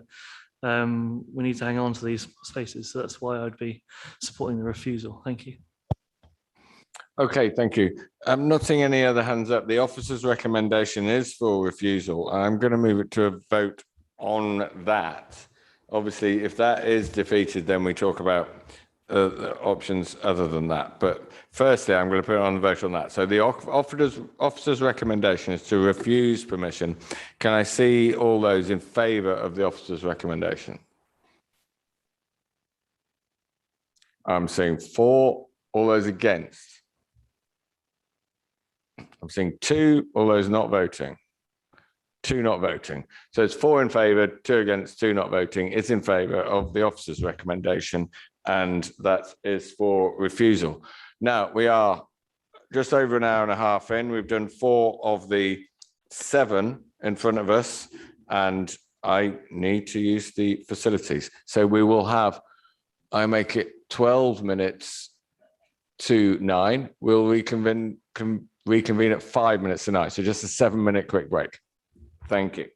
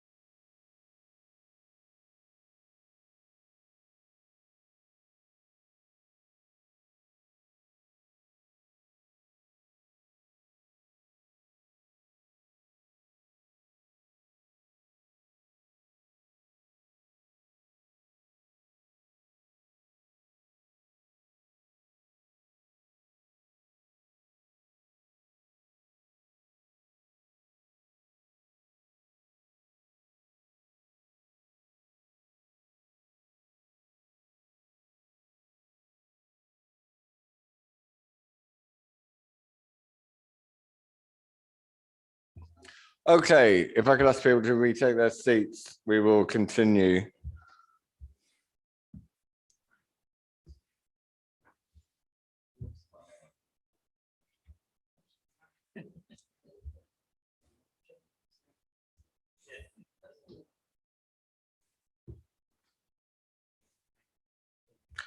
Okay, if everyone is back with us, the next item in the order I announced at the start we're going to take is number 7, Hartfield Walk off the Broadway. Which I have in front of me is Tim Bryson to present on this item. Thank you, Chair.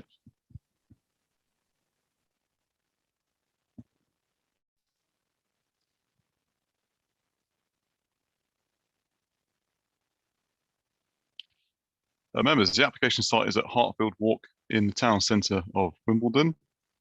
It is a pedestrianised area of land that links car park to the south to the Broadway High Street to the north, running in between commercial buildings. The proposal itself is for the temporary permission for the installation of 4 kiosks, which you can see outlined in white here. So 1, 2, 3, 4. 4 kiosks and a front feature archway with associated planters adjoining to provide facilities for small business to operate from to serve refreshments and food. So in terms of the layout of them, they would be sited on the adjacent to the eastern wall. The Broadway is to the left over here and the car park further on over here. The kiosks themselves, so there's a pair, 2 on each. So they're very small, individually 3.2 meters wide. They're designed for 1 or 2 employees to operate from. They'll have they're served by mains electricity, and they have cooking facilities and a small kitchen prep area within. In terms of their design, they're wooden structures with a sort of twin pitch roof. They would have opening sort of kiosk hatches to serve customers. The archway itself is a slightly taller structure. The feature archway is of I believe a metal material. It's painted purple colour, and it has the letters Hartfield Walk written on it at the front, which faces the Broadway. Just take through some of the design and access statements submitted with the application, just to show you this layout here. Members will note there's a number of street furniture that has been installed within this walkway, which doesn't require planning permission, so not part of this application. But this feature here, this proposal shown here, just shows you the kiosks with the other street furniture that has been installed. So we have benches, there's some ground artwork and also some wall artwork as well. But that's just to provide a picture as to what is there, which also not part of the application. The kiosks have a green roof, as I said, with hatch opening. So just some useful information there in terms of what they are like. So the application itself, it's retrospective. So the installation works has already been undertaken. So this is a view of the site looking from the Broadway, looking south. So there is the proposed archway with planters adjoining, going within. So these are the two kiosks here. So the nearest one. So you see the green roof with the twin pitch roof design. There's some of the artwork and games that has been done. Some benches surrounding the trees as well, and benches over here. So this is me standing outside one which is not operational in its current form. So you can just see the structures there. Looking back up the other way, just really, and then stepping further back. as I said, some artwork here and some planting, additional planting as well. Looking there. So the proposal itself, very much obviously within the town centre, it is for use of the kiosk to serving customers food and refreshments. And the idea is there's also the seating within this walkway, which can provide opportunities for people to sit and consume what they've purchased. If I draw members' attention to the modification sheet, you'll see the representation received from our future Merton colleagues, which provides a little bit of background behind the proposal, and that has some SIL funding has helped deliver this proposal. There is also an additional objection letter received with officer response to that set out in the modification sheet. So members, just to make you aware of obviously the previously prior to the installation, so that this is the walkway previously where the business operators would bring in their mobile units to the walkway and have to take them away with them at the end of each day. The proposal seeks to provide a more of a permanent solution to this, albeit in they're seeking a temporary planning permission, but a bit of a more permanent solution for the business operators who no longer have to run off electricity generators and would no longer have to take their mobile kiosks away with them at the end of each day. And then looking back down the Hartfield Walk without the mobile kiosk there, as you can see, it's a fairly plain walkway in its original state. It's sited in between commercial buildings with no real active frontages. So, Chair, all in all, officers consider this to be a good improvement to Hartfield Walk, provides good opportunities for very small businesses to operate from, and overall considered to be an enhancement to the walkway. Thank you, Chair. Thank you very much. Okay, on this we have an objector and an applicant who in that order will get 3 minutes each, and then one of the ward councillors wishes to speak. So I'll go first to the objector. Sarah Sharp, are you with us on Zoom and ready to give your presentation? I am. Can you hear me? Thank you. We can hear you. Go ahead. Okay. Tonight you'll decide prospectively on the so-called temporary application, which risks undermining the whole planning system in Merton. It must stand on its own merits in planning policy and process, not favouritism or whether you personally like it or not. Love Wimbledon built public space Hartfield Walk 5 months ago without consultation, without legal planning consent, and without heeding the serious concerns of the Met Police. And those who do such works are usually subject to enforcement, not rubber-stamped approval. The faults in the scheme are numerous, contravening many planning policies. The cost is staggering at £124,000 of public money for what has ultimately been supplied. And ironically, the scheme doesn't reinforce Love Wimbledon's own objectives of promoting sustainable living. Please remember there's no such thing as planning policy that supports poor design and materials because a scheme is temporary. The 4 foods kiosks are poorly constructed and not eco, as promised. They're made of unsustainable building material. OSB mainly used for temporary hoardings on construction sites. It can't be reused and has to be incinerated and is ecologically disastrous. The wood is visibly cheap and won't last the proposed 5 years. And why wasn't sustainable timber used, not just on the trim?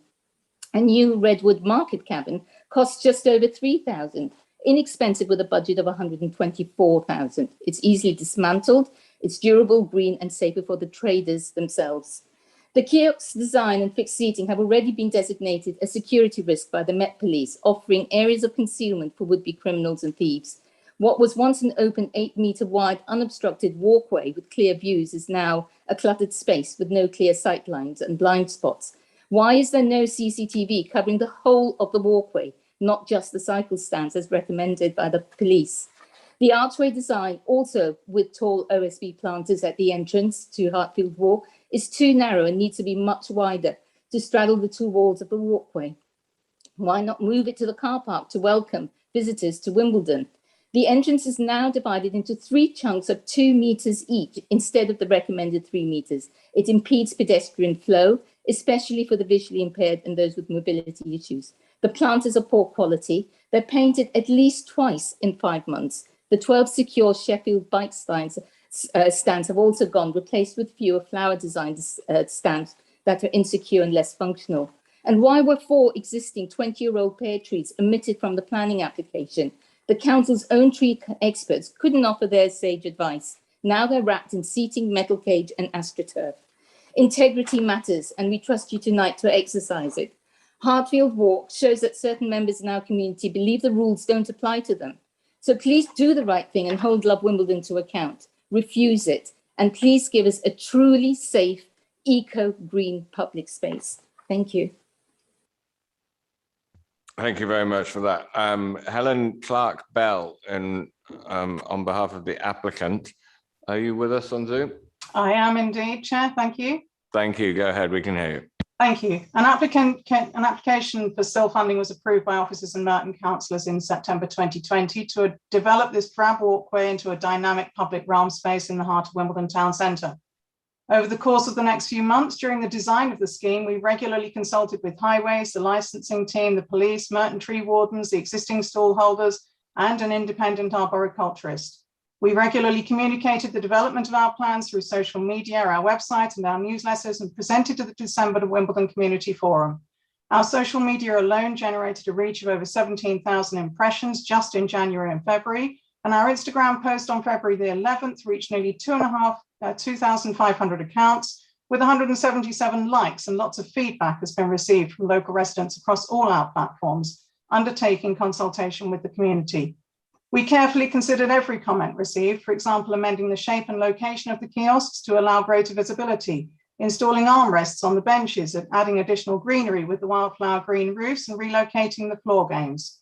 Our project plan was carefully phased and structured, which included construction starting off-site in early February to minimise the disruption when on-site and temporary relocation of the traders, with the scheme completion to coincide with the opening of the town from lockdown 3 on 12th of April. On the afternoon of Friday, the February the 19th, I was advised that planning permission would be required for the temporary kiosks as they would not be covered by permitted development. I was later advised in June that planning permission would also be required for the arch. As a not-for-profit community organisation, we are not planning specialists. The installations are on public highway with no foundations, and despite all our communications and approvals, we were not advised of any required planning applications until 5 working days before the project was due to be on site. Now let's remember the sentiment of this exceptional time. Mid-third lockdown, we were all working hard to prepare for the town to open and help businesses trade again. Indeed, the Community Secretary, Robert Jenrick, sent a letter to all local authorities urging them to do everything possible to get ready for the reopening of the country's high streets. This included extension to planning freedoms from COVID. These included greater flexibility for land to be used for temporary events such as markets, and planning freedoms to allow outdoor markets without the need of a planning application. Our sole agenda for this project is to improve the town through placemaking, increasing planting, improving air quality, and providing an interesting space in an environmentally conscious way with eco-messaging and additional biodiversity, breathing life into a soulless corridor. We've introduced much needed seating, better trading facilities, over 50 species of plants, Wimbledon's first green meadow roofs, and we are actively managing the space and the planting and will continue to do so. What we have delivered responds to many Merton policies, the Wimbledon SDP, the community plan and the climate action plan, improving air quality through removal of generators, reduction in vehicle movements, increased greenery and planting. We've supported existing traders through lowering their costs and supported a new business to start up. We've received tremendously positive feedback from pedestrians, stall holders, local businesses. Sorry, can I ask you to wind up that? And their customers. I'd like to finish by making a recommendation, and that is that future SIL applications receive oversight from the planning department with a joined up process within the council to avoid the situation that we now find ourselves in. Thank you. Okay, thank you. We have a request from one of the local ward councillors, Councillor Gretton. Are you there on Zoom? Thank you very much. Thank you. We can hear you. Go ahead. Buonasera, Signor Ward, and welcome to Wimbledon. Benvenuto, I think, as they say, Signor Ward, whilst you're in the borough. Can we keep it to the point of the application, please? Of course, Signor Ward, of course. Signor Ward, 130,000. Councillor Gretton, I'm going to cut you off if you carry on like this. Keep it to I'm trying to speak on the planning application. Yes, £130,000. That's an enormous sum of money which is being spent. £130,000 on this sort of three-colour or tricolore design, if you call it. Councillor Gretton, one more warning, and I'm going to cut you off. Hundreds of trees could have been put across our town centre, or 4 new pocket parks for this sum of money, but instead it seems like we're getting a few cheap shacks that look like they could blow over in the wind, a nasty tacky yellow design that already looks worn and dirty and is totally out of keeping for our town centre. If I may also say, I just don't understand how is it possible that people can put up in our borough, come in, demand £130,000 of council taxpayers' money and put up this yellow, purple, lime, 3-colour monstrosity, shall we call it, without any planning permission, no planning permission whatsoever. What sort of message is that to developers? Come into our borough, don't worry about the planning permission. The council will hand you £130,000 of council taxpayers' money and you can build whatever you want, no matter how poor the design. A molto pessimo design. I just don't understand that, Councillor Ward. It's a really poor message. And my message would be that if this does go ahead, it should be restricted as a planning commission, planning condition in duration, so should not go beyond December 2022. But overall, I would say no grazie to it, Councillor Ward, Senior Ward, and I wish you all the best. We've heard enough from you, Councillor Gretton. Call that speech off. Thank you. Okay, we move to questions from members of the committee. Councillor Dean and then Councillor Craig. I've forgotten that again. This is every time. Yes, Councillor Bryson, responses to anything pertinent that was in those contributions. Thank you, Chair. I think really it's important, members, to note that the I've shown previously what the existing walkway before the installations looked like, and visual impact. These are single-storey structures adjacent in between commercial buildings which are taller. Furthermore, there are lots of additional street furniture which doesn't require planning permission, which have been installed, which in officers' view enhance the experience down that walkway. Furthermore, the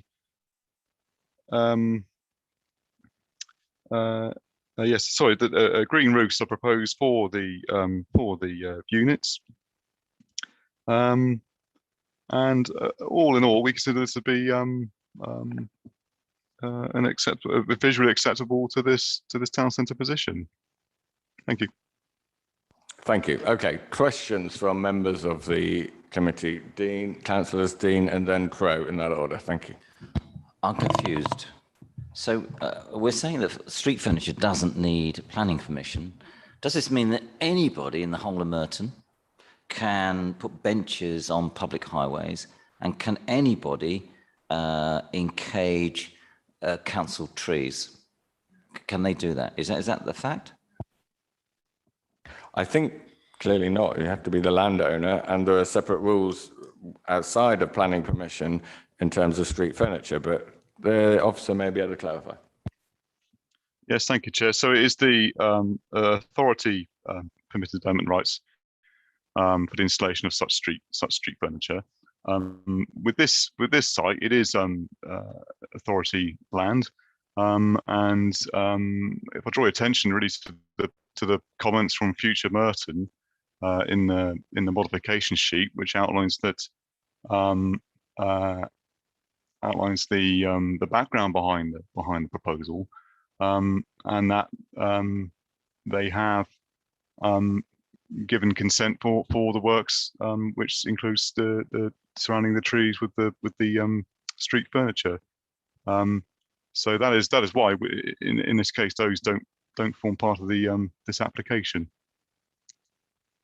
Councillor Ward, where is the specific licence, or in writing, because I have checked with licensing here and in these documents, where is the formal application that these benches can be built and the trees can be enclosed? Where is that in here?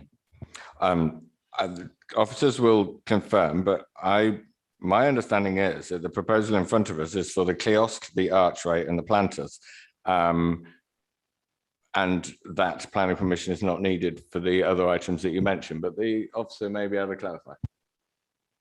Yes, thank you, Chair. So there isn't, it's not detailed within here any of the relevant consents that us as landowner may have given. But we purely dealt with the planning matters here, which required a planning permission. In terms of licensing, the applicant has outlined in correspondence with officers that they have the relevant licenses in place for the kiosks. And in any event, we have attached informatives to the recommendation, which provide advice to the applicant to seek relevant consents should they need to. Okay, thank you. Councillor Crowe. Thank you, Chair. I understand that the kiosks are connected to the mains electricity supply, but not to the mains water supply, nor to the main sewers and drainage. So can the officer confirm that is correct understanding? And if so, how is it proposed that the kiosk operators make adequate provisions for fresh water and sewage, etc.? Thank you. Thank you, officer. Chair, I don't have that information in front of me in terms of the water and sewer access. I have been informed that the kiosks are connected up to the mains electricity supply. I've also been informed that in terms of the servicing of the units, the servicing is in terms of the refuse and recycling done. That is done by the business owners of each kiosk who operate from. So at the end of each day, they have to take their waste with them.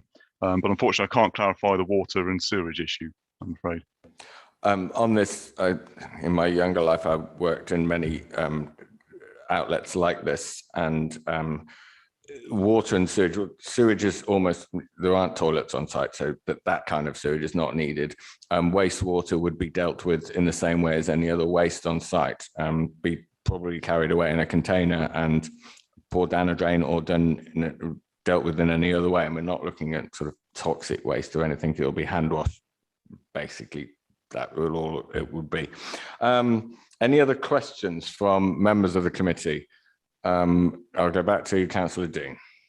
Number of cycle racks pre and post application.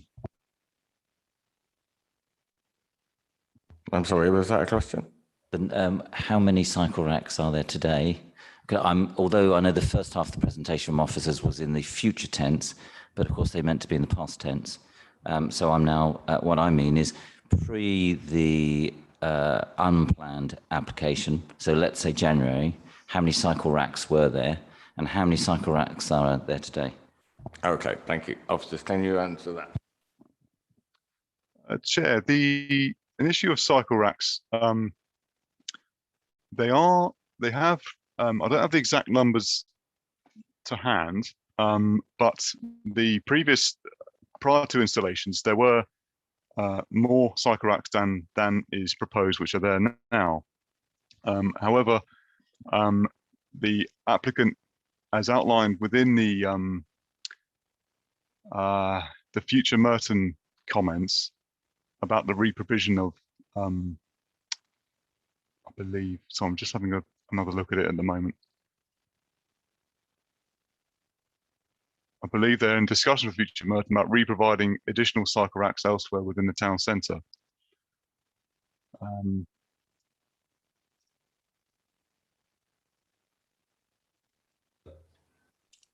We'll take that as read. The number is okay. May I just add page 111, 7.71, and this is the officers, the council's planning officers. A number of concerns have been raised with regard to the impact of the benches on the existing trees.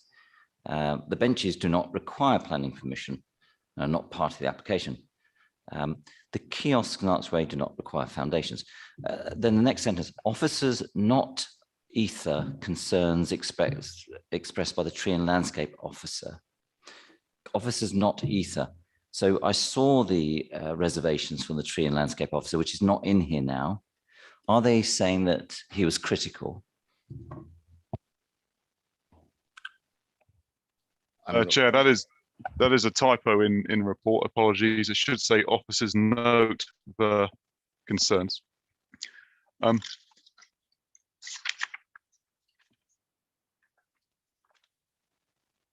Yes, the council's tree and landscape officers comments, Chair, on page 108 of the agenda. So that is their comments there, where they did have some concerns with the street furniture installed adjacent to the trees. However, I must stress that is not part of this planning application. Okay, so yes, we will move on from that because we don't want to spend a lot of time discussing things which aren't part of the application and aren't part of the decision we are tasked with making this evening. So comments from any councillors? I'll go with Councillor Crowe first, then Draper, then Pearce, then Southgate, in that order. Well, the first thing to say is that Hartfield Walk is a very busy connection from the main open-air car park by Morrison Supermarket through to the Broadway, which is the main shopping strip.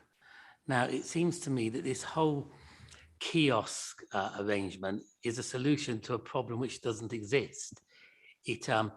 There's no shortage of cafes and pop-up stores selling food and snacks and so on. We don't actually need any in Hartfield Walk.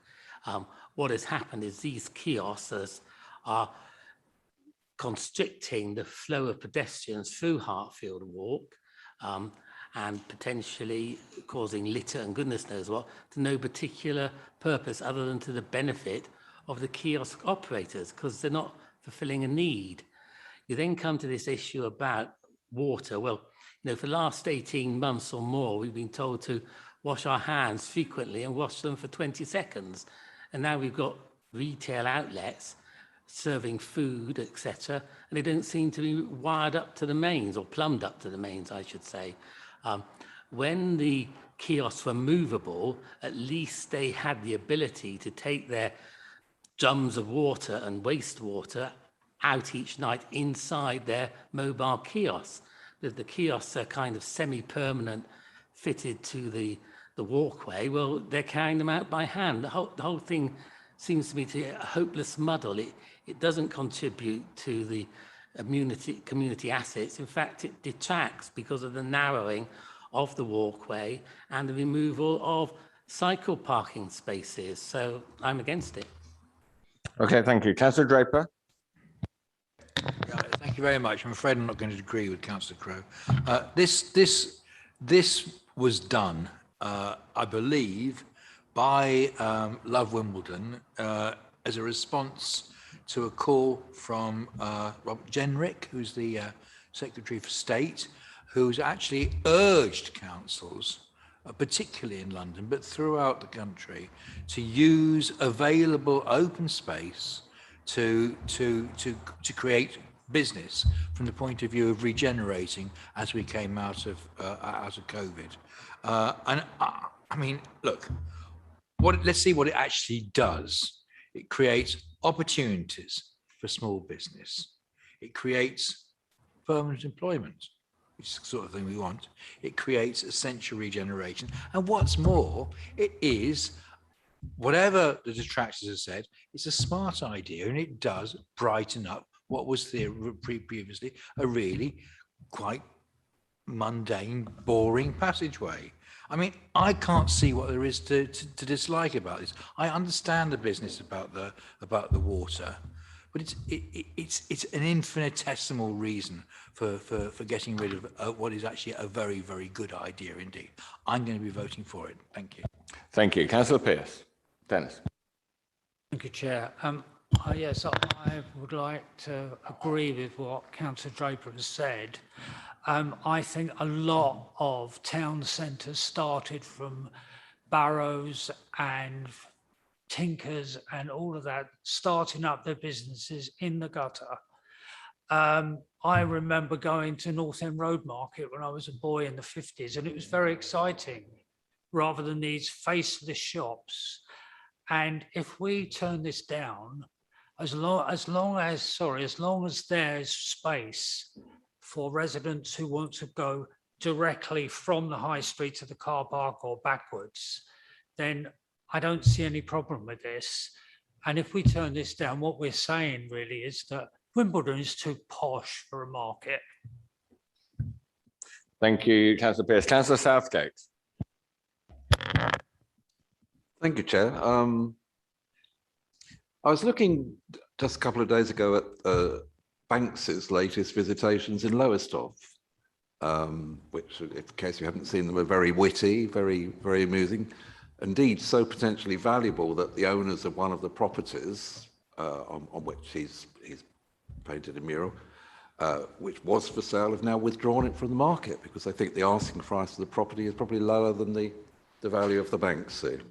And I was thinking, what would happen if Banksy had to ask for planning permission of the good burghers of Lowestoft before doing this? I mean, would the Lowestoft Victorian Society have tut-tutted about it and said what a desecration it was? Would the conservation officer, in that slightly condescending middle-class way, described his offers as a bit naff? Frankly, we need to lighten up a bit. You know, this is an attempt to brighten up a featureless corridor between the car park and the Broadway. Okay, maybe it's not to everyone's taste, but we don't have to impose our po-faced tastes on everything we do. I think the bright colours, the green roof, the plants and so on, do in fact enhance the area. And yeah, we can probably improve a little bit on the care for the trees and that kind of thing, but I welcome it, actually. Thank you very much. Councillor Henry, then back to Councillor Dean. Councillor Henry Jones. Chair. Yeah, although a little bit concerned about the hygiene, but I want to say I welcome this because it's like something different. And of course, as we all say, it's nice and bright and cheer people's feelings up, especially during this horrible time that everybody going through a difficult time. You walk up to a kiosk, you find it nice and colorful. I mean, we have one in Palazzo just start by the bus stop, and I really wanted to welcome it. Okay, thank you very much. Councillor Dean. Well, first of all, Banksy didn't ask for 120 grand of taxpayers' money, and that includes the poor people from Mitcham and Morden. And if you think the posh people are against it, it's actually a lot of people from Mitcham and Morden who've been criticising it. So I don't know what to say about that. I think the second thing is that these two kiosks were already there, so there's no extra employment at all. And for the applicant to say they knew nothing about planning, well, they seem to have gemmed up pretty damn quickly since then, because they seem to have some beautiful drawings, including things like an air pollution community mural, which has cost the taxpayer of this borough money. What is an air pollution community mural? It's paint. And there's lots of paints that have been repainted time and time again. And I don't know if those trees are going to die. But it's quite interesting when the applicant said they consulted the tree wardens. They didn't tell you what the tree wardens said. The tree wardens essentially, and I paraphrase, said this is an utter disgrace and those trees may die. So to encase trees and put plastic on top of them, if you really think that's beneficial to a tree, well, they know nothing about the environment, which oddly is why they said that this is all about. It's all about the environment. And if it kills trees, it won't help the pollution. It isn't about adding anything. And we talk about Robert Jenrick. Well, of course, Nick, one of the things that we always like to do is be ready for your questions. So we've tried to find where the cabinet member specifically asked Merton Council to spend £120,000 on Hartfield Walk. And we can't find any memos. So maybe you can. I also can't find anything to say that you can put public benches on any public area. I cannot find any license, and I cannot find anything in writing from anybody at this council to say that the non-elements of this application can go ahead. In fact, the applicant themselves forgot to mention there were any trees in the Hartfield Walk at all. So there's no way that this should be accepted. If you can get Banksy down, to put something on there, we might make our money back. But it looks, whatever you say, not great. The Met Police are against it. You can't get wheelchairs through the central arch. It isn't 3 meters wide. The trees are suffering. It's 120 grand's worth of money. It was built without any planning permission whatsoever. And if the applicant cannot work with the council to work out they're going to need planning permission, well, there's something wrong with this council. There's something wrong with Love Wimbledon. And it could be that something wrong with both. This has to be rejected. The rubbish has to be got rid of this. And we should go back to having an area which is going to work for the people that work there and the people that visit it. Okay, I'm going to comment myself just before Councillor Butler comes in and on the environmental aspects, because before this development, 3 or 4 units would be towed on and off the site each day by a vehicle and run a petrol, probably diesel generator all day long in order to run it. Now, these are going to be connected to the mains electricity. That in itself automatically is a huge environmental benefit compared to what was before. I'll just say that. Councillor Butler, you wanted to, Councillor Butler. Thank you, Chair. Having walked this walkway many times before this development took place, I can safely say that even with those temporary kiosks that reeled in and out now and again, it wasn't a place where people congregated. And now I've seen with my own eyes that people do, and there is a potential for that to have a long-standing effect. I think we should be encouraging things like this, and I'm glad to propose accepting it tonight.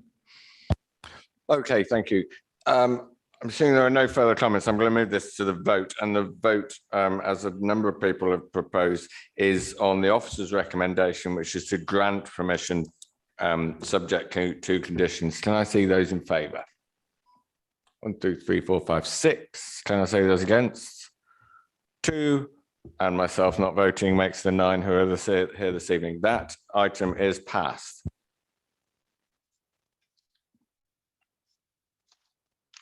Next on the agenda item number 5, which is at 296 Coombe Lane. And the officer presenting on this is Tim Bryson again. Go ahead, Tim. Thank you, Chair.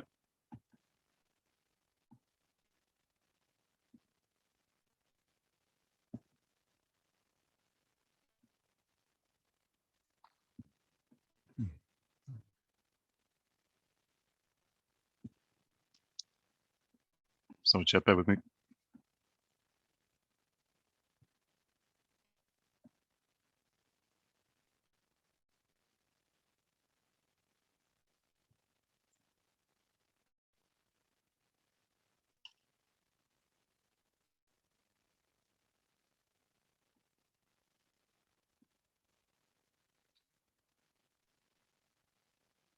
Sorry, Chair, can you see that?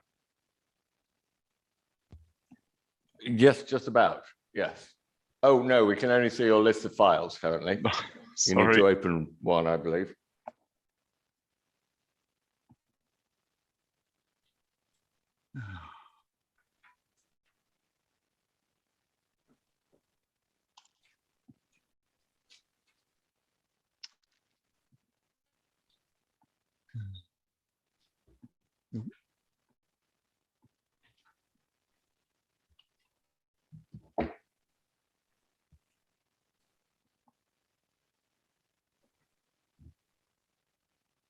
Sorry, Chair. This is...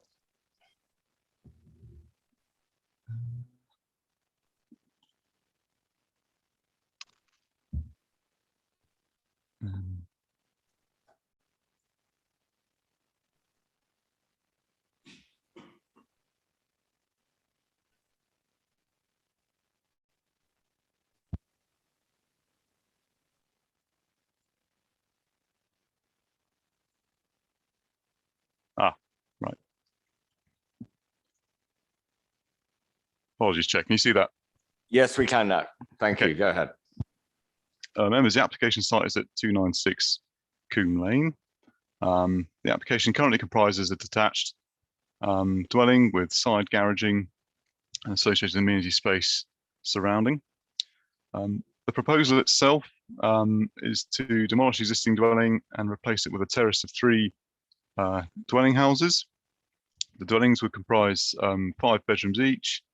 They would also have their own own driveway access formed off the road. Here is the proposed elevations of the scheme. During the assessment of the application, the proposal was amended to incorporate some design comments from officers. So the proposal would be a terrace of 3 dwellings in a modern approach with the use of sort of full-length glazing to the front with dormer windows, single dormer per dwelling within the roof space. Turning to the rear, again, largely mirroring the front. The amended scheme does include a change in design to a more of a crown flat roof with sort of mansard roof to the front and rear.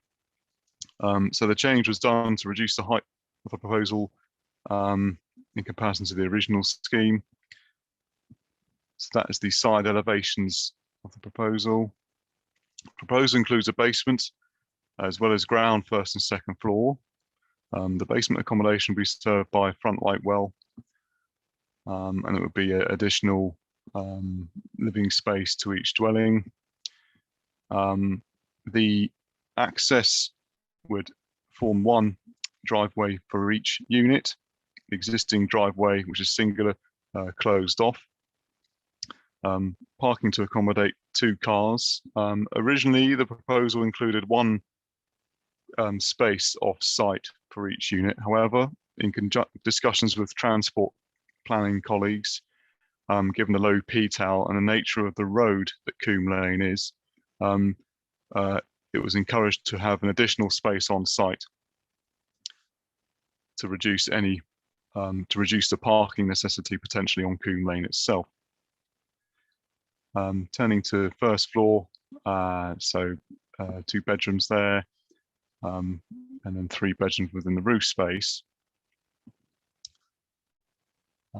Section drawing of the dwelling. The height reduction in the scheme would ensure it's of identical height to the neighbouring properties either side. The applicant submitted a 3D visual with the proposal, albeit it's not updated with the additional parking space for each unit, but the design of the building provides a reasonable indication as to what it would be. This is just showing you the originally submitted application before the amendment. So at the front, there was 2 larger dormer windows proposed for each unit, which officers felt was a very cluttered roof space, and the height has been reduced. So you see the sweeping dormers front and rear. So that's just to help members in terms of see how the scheme has changed. This is the existing dwelling on site. Simple rendered detached property. As you note, there's space to the side, the double garage. This is looking from the north, looking south along Coombe Lane at the site. You can just see the side of the roof there, and then the dwelling here on the right-hand side. And then from across the road, should be noted that the proposal would push the front building line slightly back by, I believe, a metre in comparison to the front elevation of the existing dwelling, and also leave reasonable spacing to each side. Looking at the rear, fairly large garden for the property, just looking towards neighbouring properties, have a large single-storey extension flank wall there, and to the other side, looking that way as well. You know, the rear building line of this neighbouring property, this side is set further back. The proposal wouldn't go beyond that building line, but would on the other neighbouring property. Members, overall, officers recommend permission be granted. Officers consider that although a terrace of 3 properties is not that common within the immediate area of Coombe Lane where this site lies. It is largely made up of semi-detached and detached dwellings. The design often considered to be acceptable as it would be distinctly modern, and overall often consider that the site is capable of accommodating the 3 dwellings. To recommend permission be granted. We still no objection, no comments received from Thames Water, and so that remains within the recommendation for them, waiting on no objection from them. Thank you. Thank you very much. On this application, we don't have any speakers for or against or the applicant, so we move straight to questions from members of the committee on the detail of the report, if there are any. I'm seeing one from Councillor Crowe. Stephen. It's kind of a request to see again the pictures of the neighbouring houses, because I have a concern about the rhythm and styling of the development. I just wondered if we could see those pictures again, please. Should we go back through those? Yeah. So, Chair, that's from across the road. So, go ahead, Tim. I'm particularly wondering whether there are any dormer windows at the front of the surrounding houses. There are, Chair, further north on Coombe Lane. So as you're going this way, on the right-hand side, there are some front door windows on residential dwellings there, providing a sort of 2.5/3-story appearance. But there are some front dormer windows on existing properties within the road. Okay, thank you. I'm not seeing any further questions, comments from members of the committee. Councillor Dean, then Councillor Butler. I think the words of the council's sort of flood officer have been couched slightly, but he clearly has issues here. And when I went to check this property and I knocked on some doors, all of those properties in this road part had been flooded more than once in the last 6 to 8 weeks since July. So what the council officer is saying about risk and what's required for this application to proceed, I'd like to ask the officers, on reading all of the officers' recommendations, have they been accepted and integrated into this application? Okay, that was more of a question, but we'll take it. Tim? Thank you, Chair. Yes, so the flood risk officer has been consulted heavily on this application, and you'll note within their comments that the applicant did provide some additional information, went back to the flood risk officer, and they're now happy with the drainage strategy. However, they still do remain with some concerns with the basement accommodation in terms of flooding the basements themselves and the potential risk to the occupiers of the dwellings. However, as noted within the report, on page 24, paragraph 7.72, very close to the site, to the southeast, there was a similar scheme which sought to knock down a house and build 6, which did include basement accommodation, and it's within the same designation as this site. The council did not refuse that application on flood risk grounds, and nor did the planning inspector dismiss it on flood risk grounds.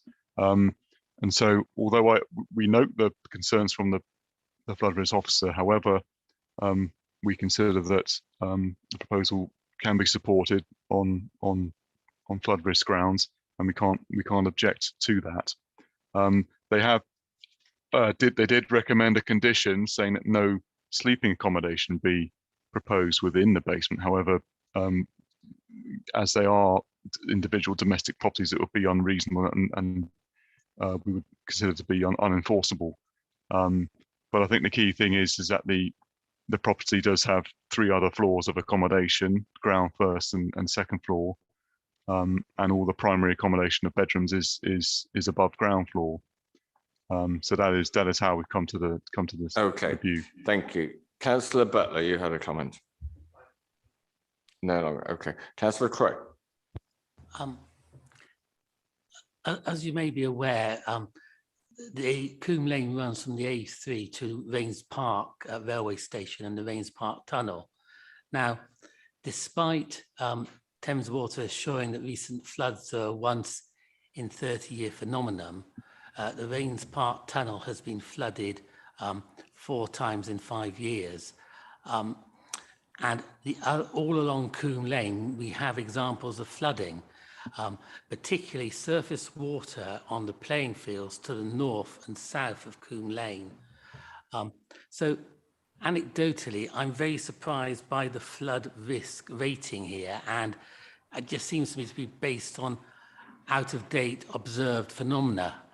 And the very fact that we have a safety condition on the basement also makes me think we're back into the game of saying the developer would like a basement because it enhances his return, but it's not really a sound building proposition because we're conditioning it as to the type of accommodation in that basement. So we've got the basement issue. I think we also got this sighting and rhythm point. All the houses along Coombe Lane, as far as I can recall, are semi-detached Edwardian houses. This is a terrace, and it's got a row of dormer windows in a mansard roof, which simply doesn't fit with the houses in that area. So I feel that really we quite like the idea of having 3 houses in that site because of the 918 houses a year target we've got, but we not really want this design. We want a design without a basement and a design where the roof is more in keeping with the roofs of the surrounding houses. Thank you. Okay. Councillor Draper, then back to Councillor Dean. It's flooding again, and Stephen, you have a very good point. The reality is that the water table situation, the whole flooding situation with climate change appears to be accelerating. And so I can't see how we should be, or why we should be relying on precedent. Although obviously from a planning point of view, we always have done, and I understand we may be held to that, but it is certainly worth looking at for the future. As it is, Stephen Crow has a point. It's basements again, it's flooding again. On the basis purely of that, got no. I mean, I don't think it's a very pretty building, obviously, but it's worth rejecting on that basis, I'm afraid. Councillor Dean. I think because it's interesting that Councillor Crowe is talking about 4 times in 5 years, but it's been 3 times since the middle of July that the gardens in these specific houses have been underwater, not just by a small amount, but by a dramatic amount. And the videos, I mean, I was out on 12th of July and it went up just below my knees in this area. And the flood officer has made it very clear here that there is an issue. And again, the planning officers have mentioned about, not having bedrooms down there. I don't think that's a starting point for a development, that there has to be rules and regulations about where you can sleep in a house. I think it's extremely dangerous. And if something did happen, we'd have to take responsibility. I don't sort of see an issue with the building here. I don't particularly see an issue with the design. But I think we have to reject it on the basements in the hope that it will come back without them, because we clearly have a fundamental issue, and I'd like to reject it. And maybe it's under, as the officer said earlier, you can't reject it on the basements, and therefore it has to be on overdevelopment. And let's see what happens. And then the developer can come back with a fresh proposal without basements. Okay, any other comments? Councillor Quilliam. I just wanted to say, as Councillor Dean has just said, we can't reject this, as far as I'm aware, on the basis of the basement.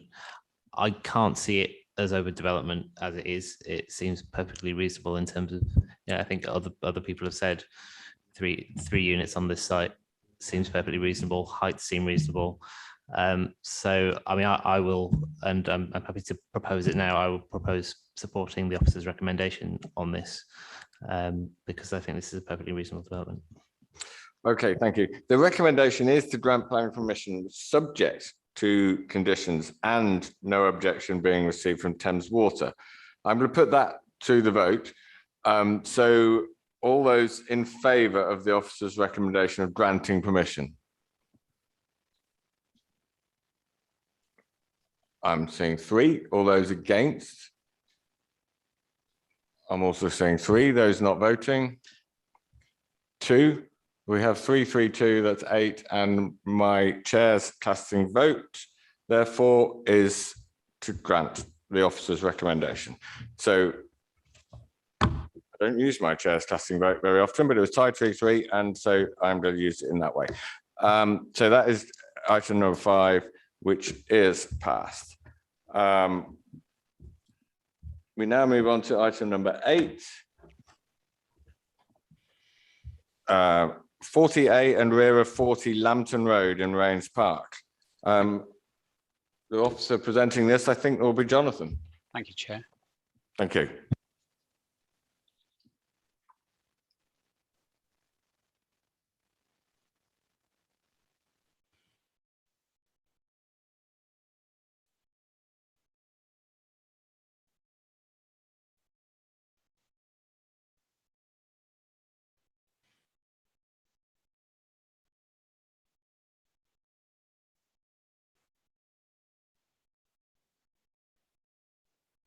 Can members confirm that you can see the images on the screen?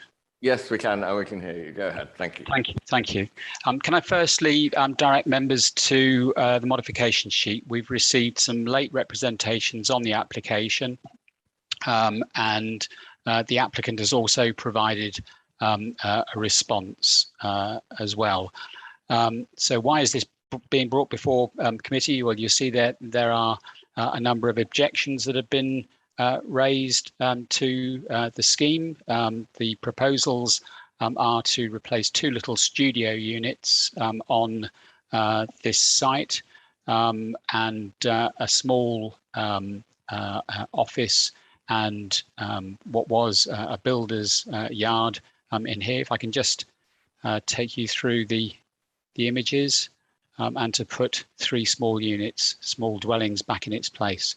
And you can see the access into the site here, one of the little studios here, one here. If you look at the planning history, it looks as if the residential units occurred perhaps initially in an unauthorized manner, but they've secured certificates of lawfulness since. Little workshop at the, little office at the end. I think the image here is rather bad, but I think the site had been the subject of some fly tipping in the past. So here we have some photographs of the site, little office, like I said, at the end. These are the buildings which are on the west side of the site, and this is the wall on the east side of the site. I believe behind this bit of the boundary is some trellis on which some of the creepers are placed, but you can see there again, little building at the end of the site existing, and it drops down to the wall, rises.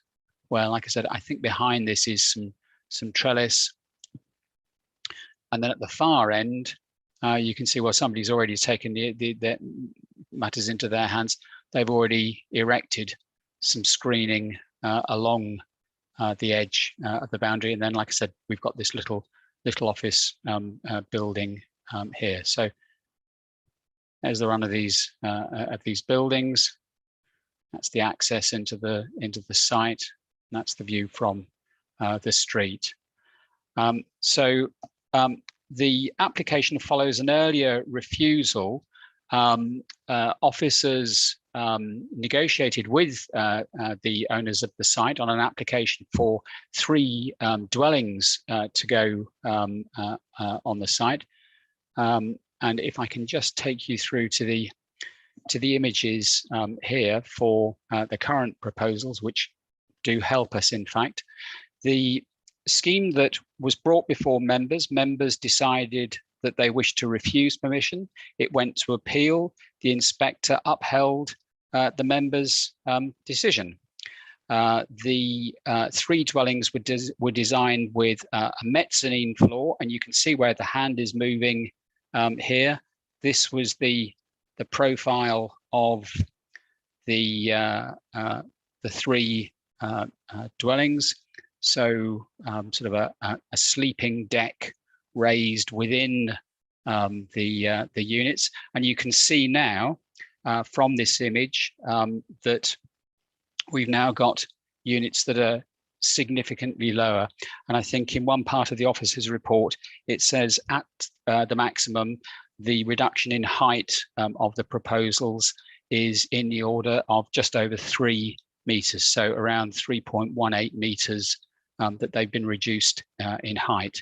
And you can see here on this image, we have the proposed boundary wall, which will be the back wall of these little units that are being proposed under this application. You can see roughly there the bit of trellis that I was referring to, and then at the end where the hand is moving, that's roughly where that bit of fence was that I showed you with looks like cane or bamboo screening part of the site. So we have an increase in height roughly there. Obviously, the trellis would, I say obviously, the trellis would be removed and the wall would be raised here, and then again the wall raised a little more at the other end of the site. So looking at the proposals before you this evening, previously and at the appeal, the issue of the loss of employment use was not contested by the council and wasn't raised by the inspector. So the use for residential purposes is something which, although the detail, form and massing wasn't agreed either by the council or the planning inspector, there was no indication from the appeal inspector's decision letter that a more intensive residential use of the site couldn't be considered. If we go through the officer's report, the gross internal area of each of the units are for 1 person each. The national standards are between 37 and 39. Each unit would measure 40.4 square meters gross internal area, so each unit would be slightly above the standard. The council doesn't have a more sophisticated approach to the provision of amenity space other than simply saying 5 square meters plus additional square meters for additional occupants for flats and 50 square meters for houses. These are, to all intents and purposes, houses. They are houses on 1 floor. But in fairness to the developer, a single person unit with a 20 square meter courtyard would, it is considered, provide a good standard of accommodation. The proposals would provide cycle stores for cycle parking for the residents, and there would be adequate space at the front of the site for bins to be moved and placed for collection without any vehicles having to enter the site. And so the planning application is recommended for approval. Thank you. Thank you very much, Jonathan. We don't have any speakers on this, so I'll go straight to questions on the report from members of the committee. I see Councillor Crowe. Stephen. Thank you. When this came to committee before, I voted against it, and I was naturally delighted when the inspector also turned it down. Now, my recollection of what the inspector said was that he would have approved it if the plan, the applicant's new dwellings, were the same height as the existing dwellings. I'm not really quite clear in my own mind whether that is what is being proposed. Are the new dwellings the same height of the existing dwellings, or are they higher? And if they are higher, by how much, please? Okay, thank you. Jonathan. Chair, my note here is that the buildings are of a comparable height to the existing buildings, but flipped from one side to another, and that they are around 2.85 meters high. But if you wish me to show the drawing again, which shows the pecked blue line, which has got the height of the new buildings, and then on that image is the height of the boundary wall. But to get the dwellings down to the height of the boundary wall would entail further excavation on the site. And there is a subtle change in levels from one end of the site to the other. So there will be slight differences in terms of the amount by which the wall will be increased from, say, the middle of the site to one end of the site. But each end of the site is already bookended by existing buildings. So, I mean, in reality, the changes are going to be, I would suggest, modest. Okay, I don't think we need to look back at the drawings for the exact measurements. We know that they are roughly the same height as the existing buildings, and certainly smaller than buildings either side. Any other questions? Councillor Pearce. Yes, thank you. I'd like to ask, have the officers done any comparisons with other developments like this? Because in St Helier, there's a development of about 8 what are known as the bungalows, and they're very, very similar to this. The only difference is halfway up the walkway where you get out is access to a car park. Other than that, they're very similar because the entrances are pedestrian only, and they are, I would suggest, similar size to this. Have you done any comparisons? Because these seem to work very well. Okay, thank you. Thank you, Chair. I don't think we've drawn in particular on any particular bungalow schemes in the immediate vicinity. I think what officers have tried to focus on is how best to address the outstanding concerns that were raised by the inspector. And I think fundamentally that drop in terms of the maximum height by just over 3 meters is a meaningful and significant change to the bulk and massing of the buildings. Okay, thank you. Councillor Henry, and then Councillor Butler.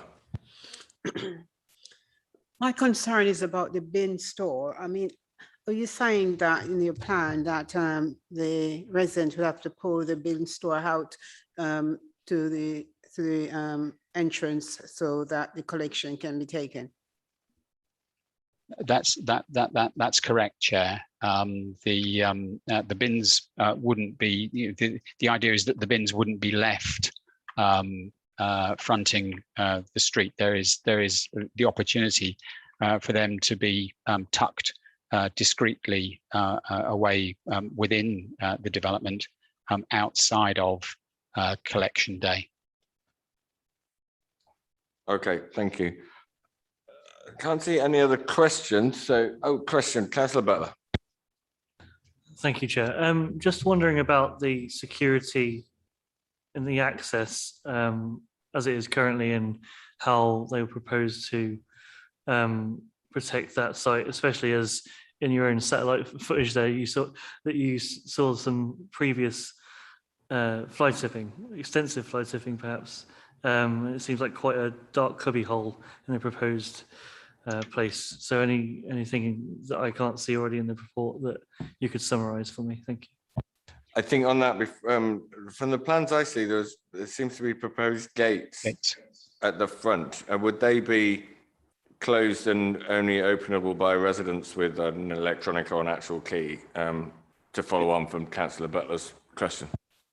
Correct, Chair. Page 155 of the agenda papers shows that the access to the site would be gated. And whilst from an urban design point of view, gated communities are something that we don't favour, that's really where you're looking at whole estate developments, or where perhaps you're looking at trying to connect adjoining streets. And you may find in adjoining boroughs, there's been an approach to putting gates across cul-de-sacs which prevent the movement of people. But there's only really sort of a legitimate reason for people to get into this development, and that's if they're occupiers of the development. Okay, thank you. I'm thinking, Councillor Henry. Can you just explain about the lighting? Because as I think Councillor Butler was saying, you know, the lighting is important. Is there a facility, you know, like public lighting there? Okay.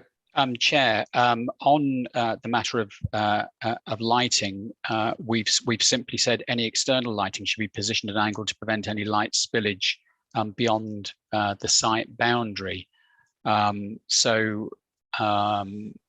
we can adjust that condition and require details of lighting, and then qualify that by saying, and such details and such lighting as shall be approved shall be positioned at an angle to prevent spillage beyond the site boundary. So we can certainly adjust condition 9 if that would help.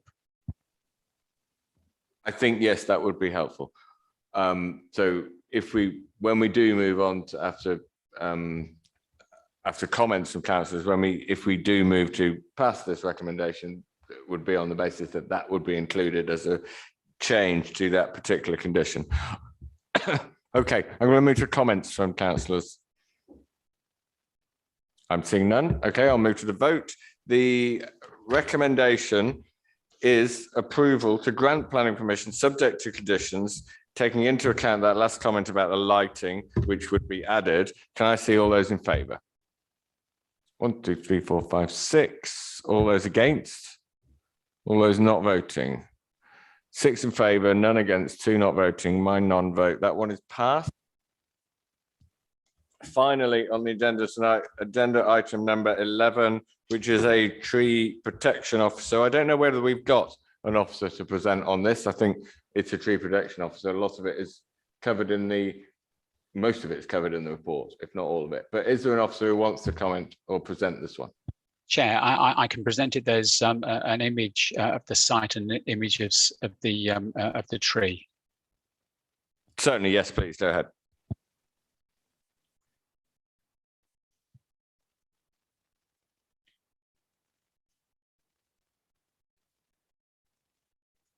Oh.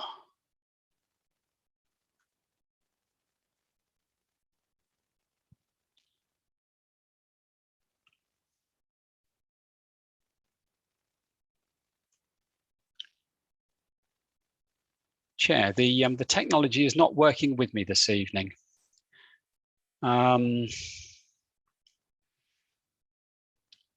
If you bear with me, I shall see if I can collapse the last image again. Good. Just one moment.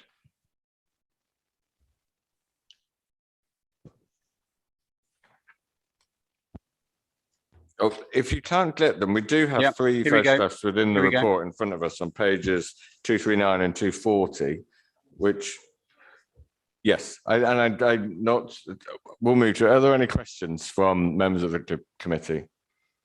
Are there any comments from members of the committee? Can I put it to the vote that we approve the tree? I might have accidentally said tree prevention order earlier, but obviously I meant tree preservation order. The recommendation is that the tree preservation order be confirmed without modification. Can I see all those in favour? 1, 2, 3, 4, 5, 6, 7, 8. That's unanimous with my non-vote. Passed. That is agenda item number 11 and the last of the considerations for this evening. Finally, agenda item 12, planning appeal decisions. Says on the agenda here, report to follow. I'm sure we have seen that now, but that can that be noted? Be presented, I think. Okay, we will leave that till the next meeting. 13. Certainly, go ahead. Page 242, Trustford, 67 Plough Lane. The discussion about replanting trees can I just ask officers to make sure that the tree officer is consulted and makes the decision on which trees should be planted, because silver birch trees are not as big as the trees that were cut down. So we just need to make sure whichever ones replace those trees are the right ones. Certainly, I will, officers will have heard that, and I'll encourage them to have their input into that. Agenda item 13, notwithstanding that comment, can that report be noted? Agreed, thank you. That is the end of tonight's agenda. Thank you very much for attending, everybody, and we will see you again in a month or so.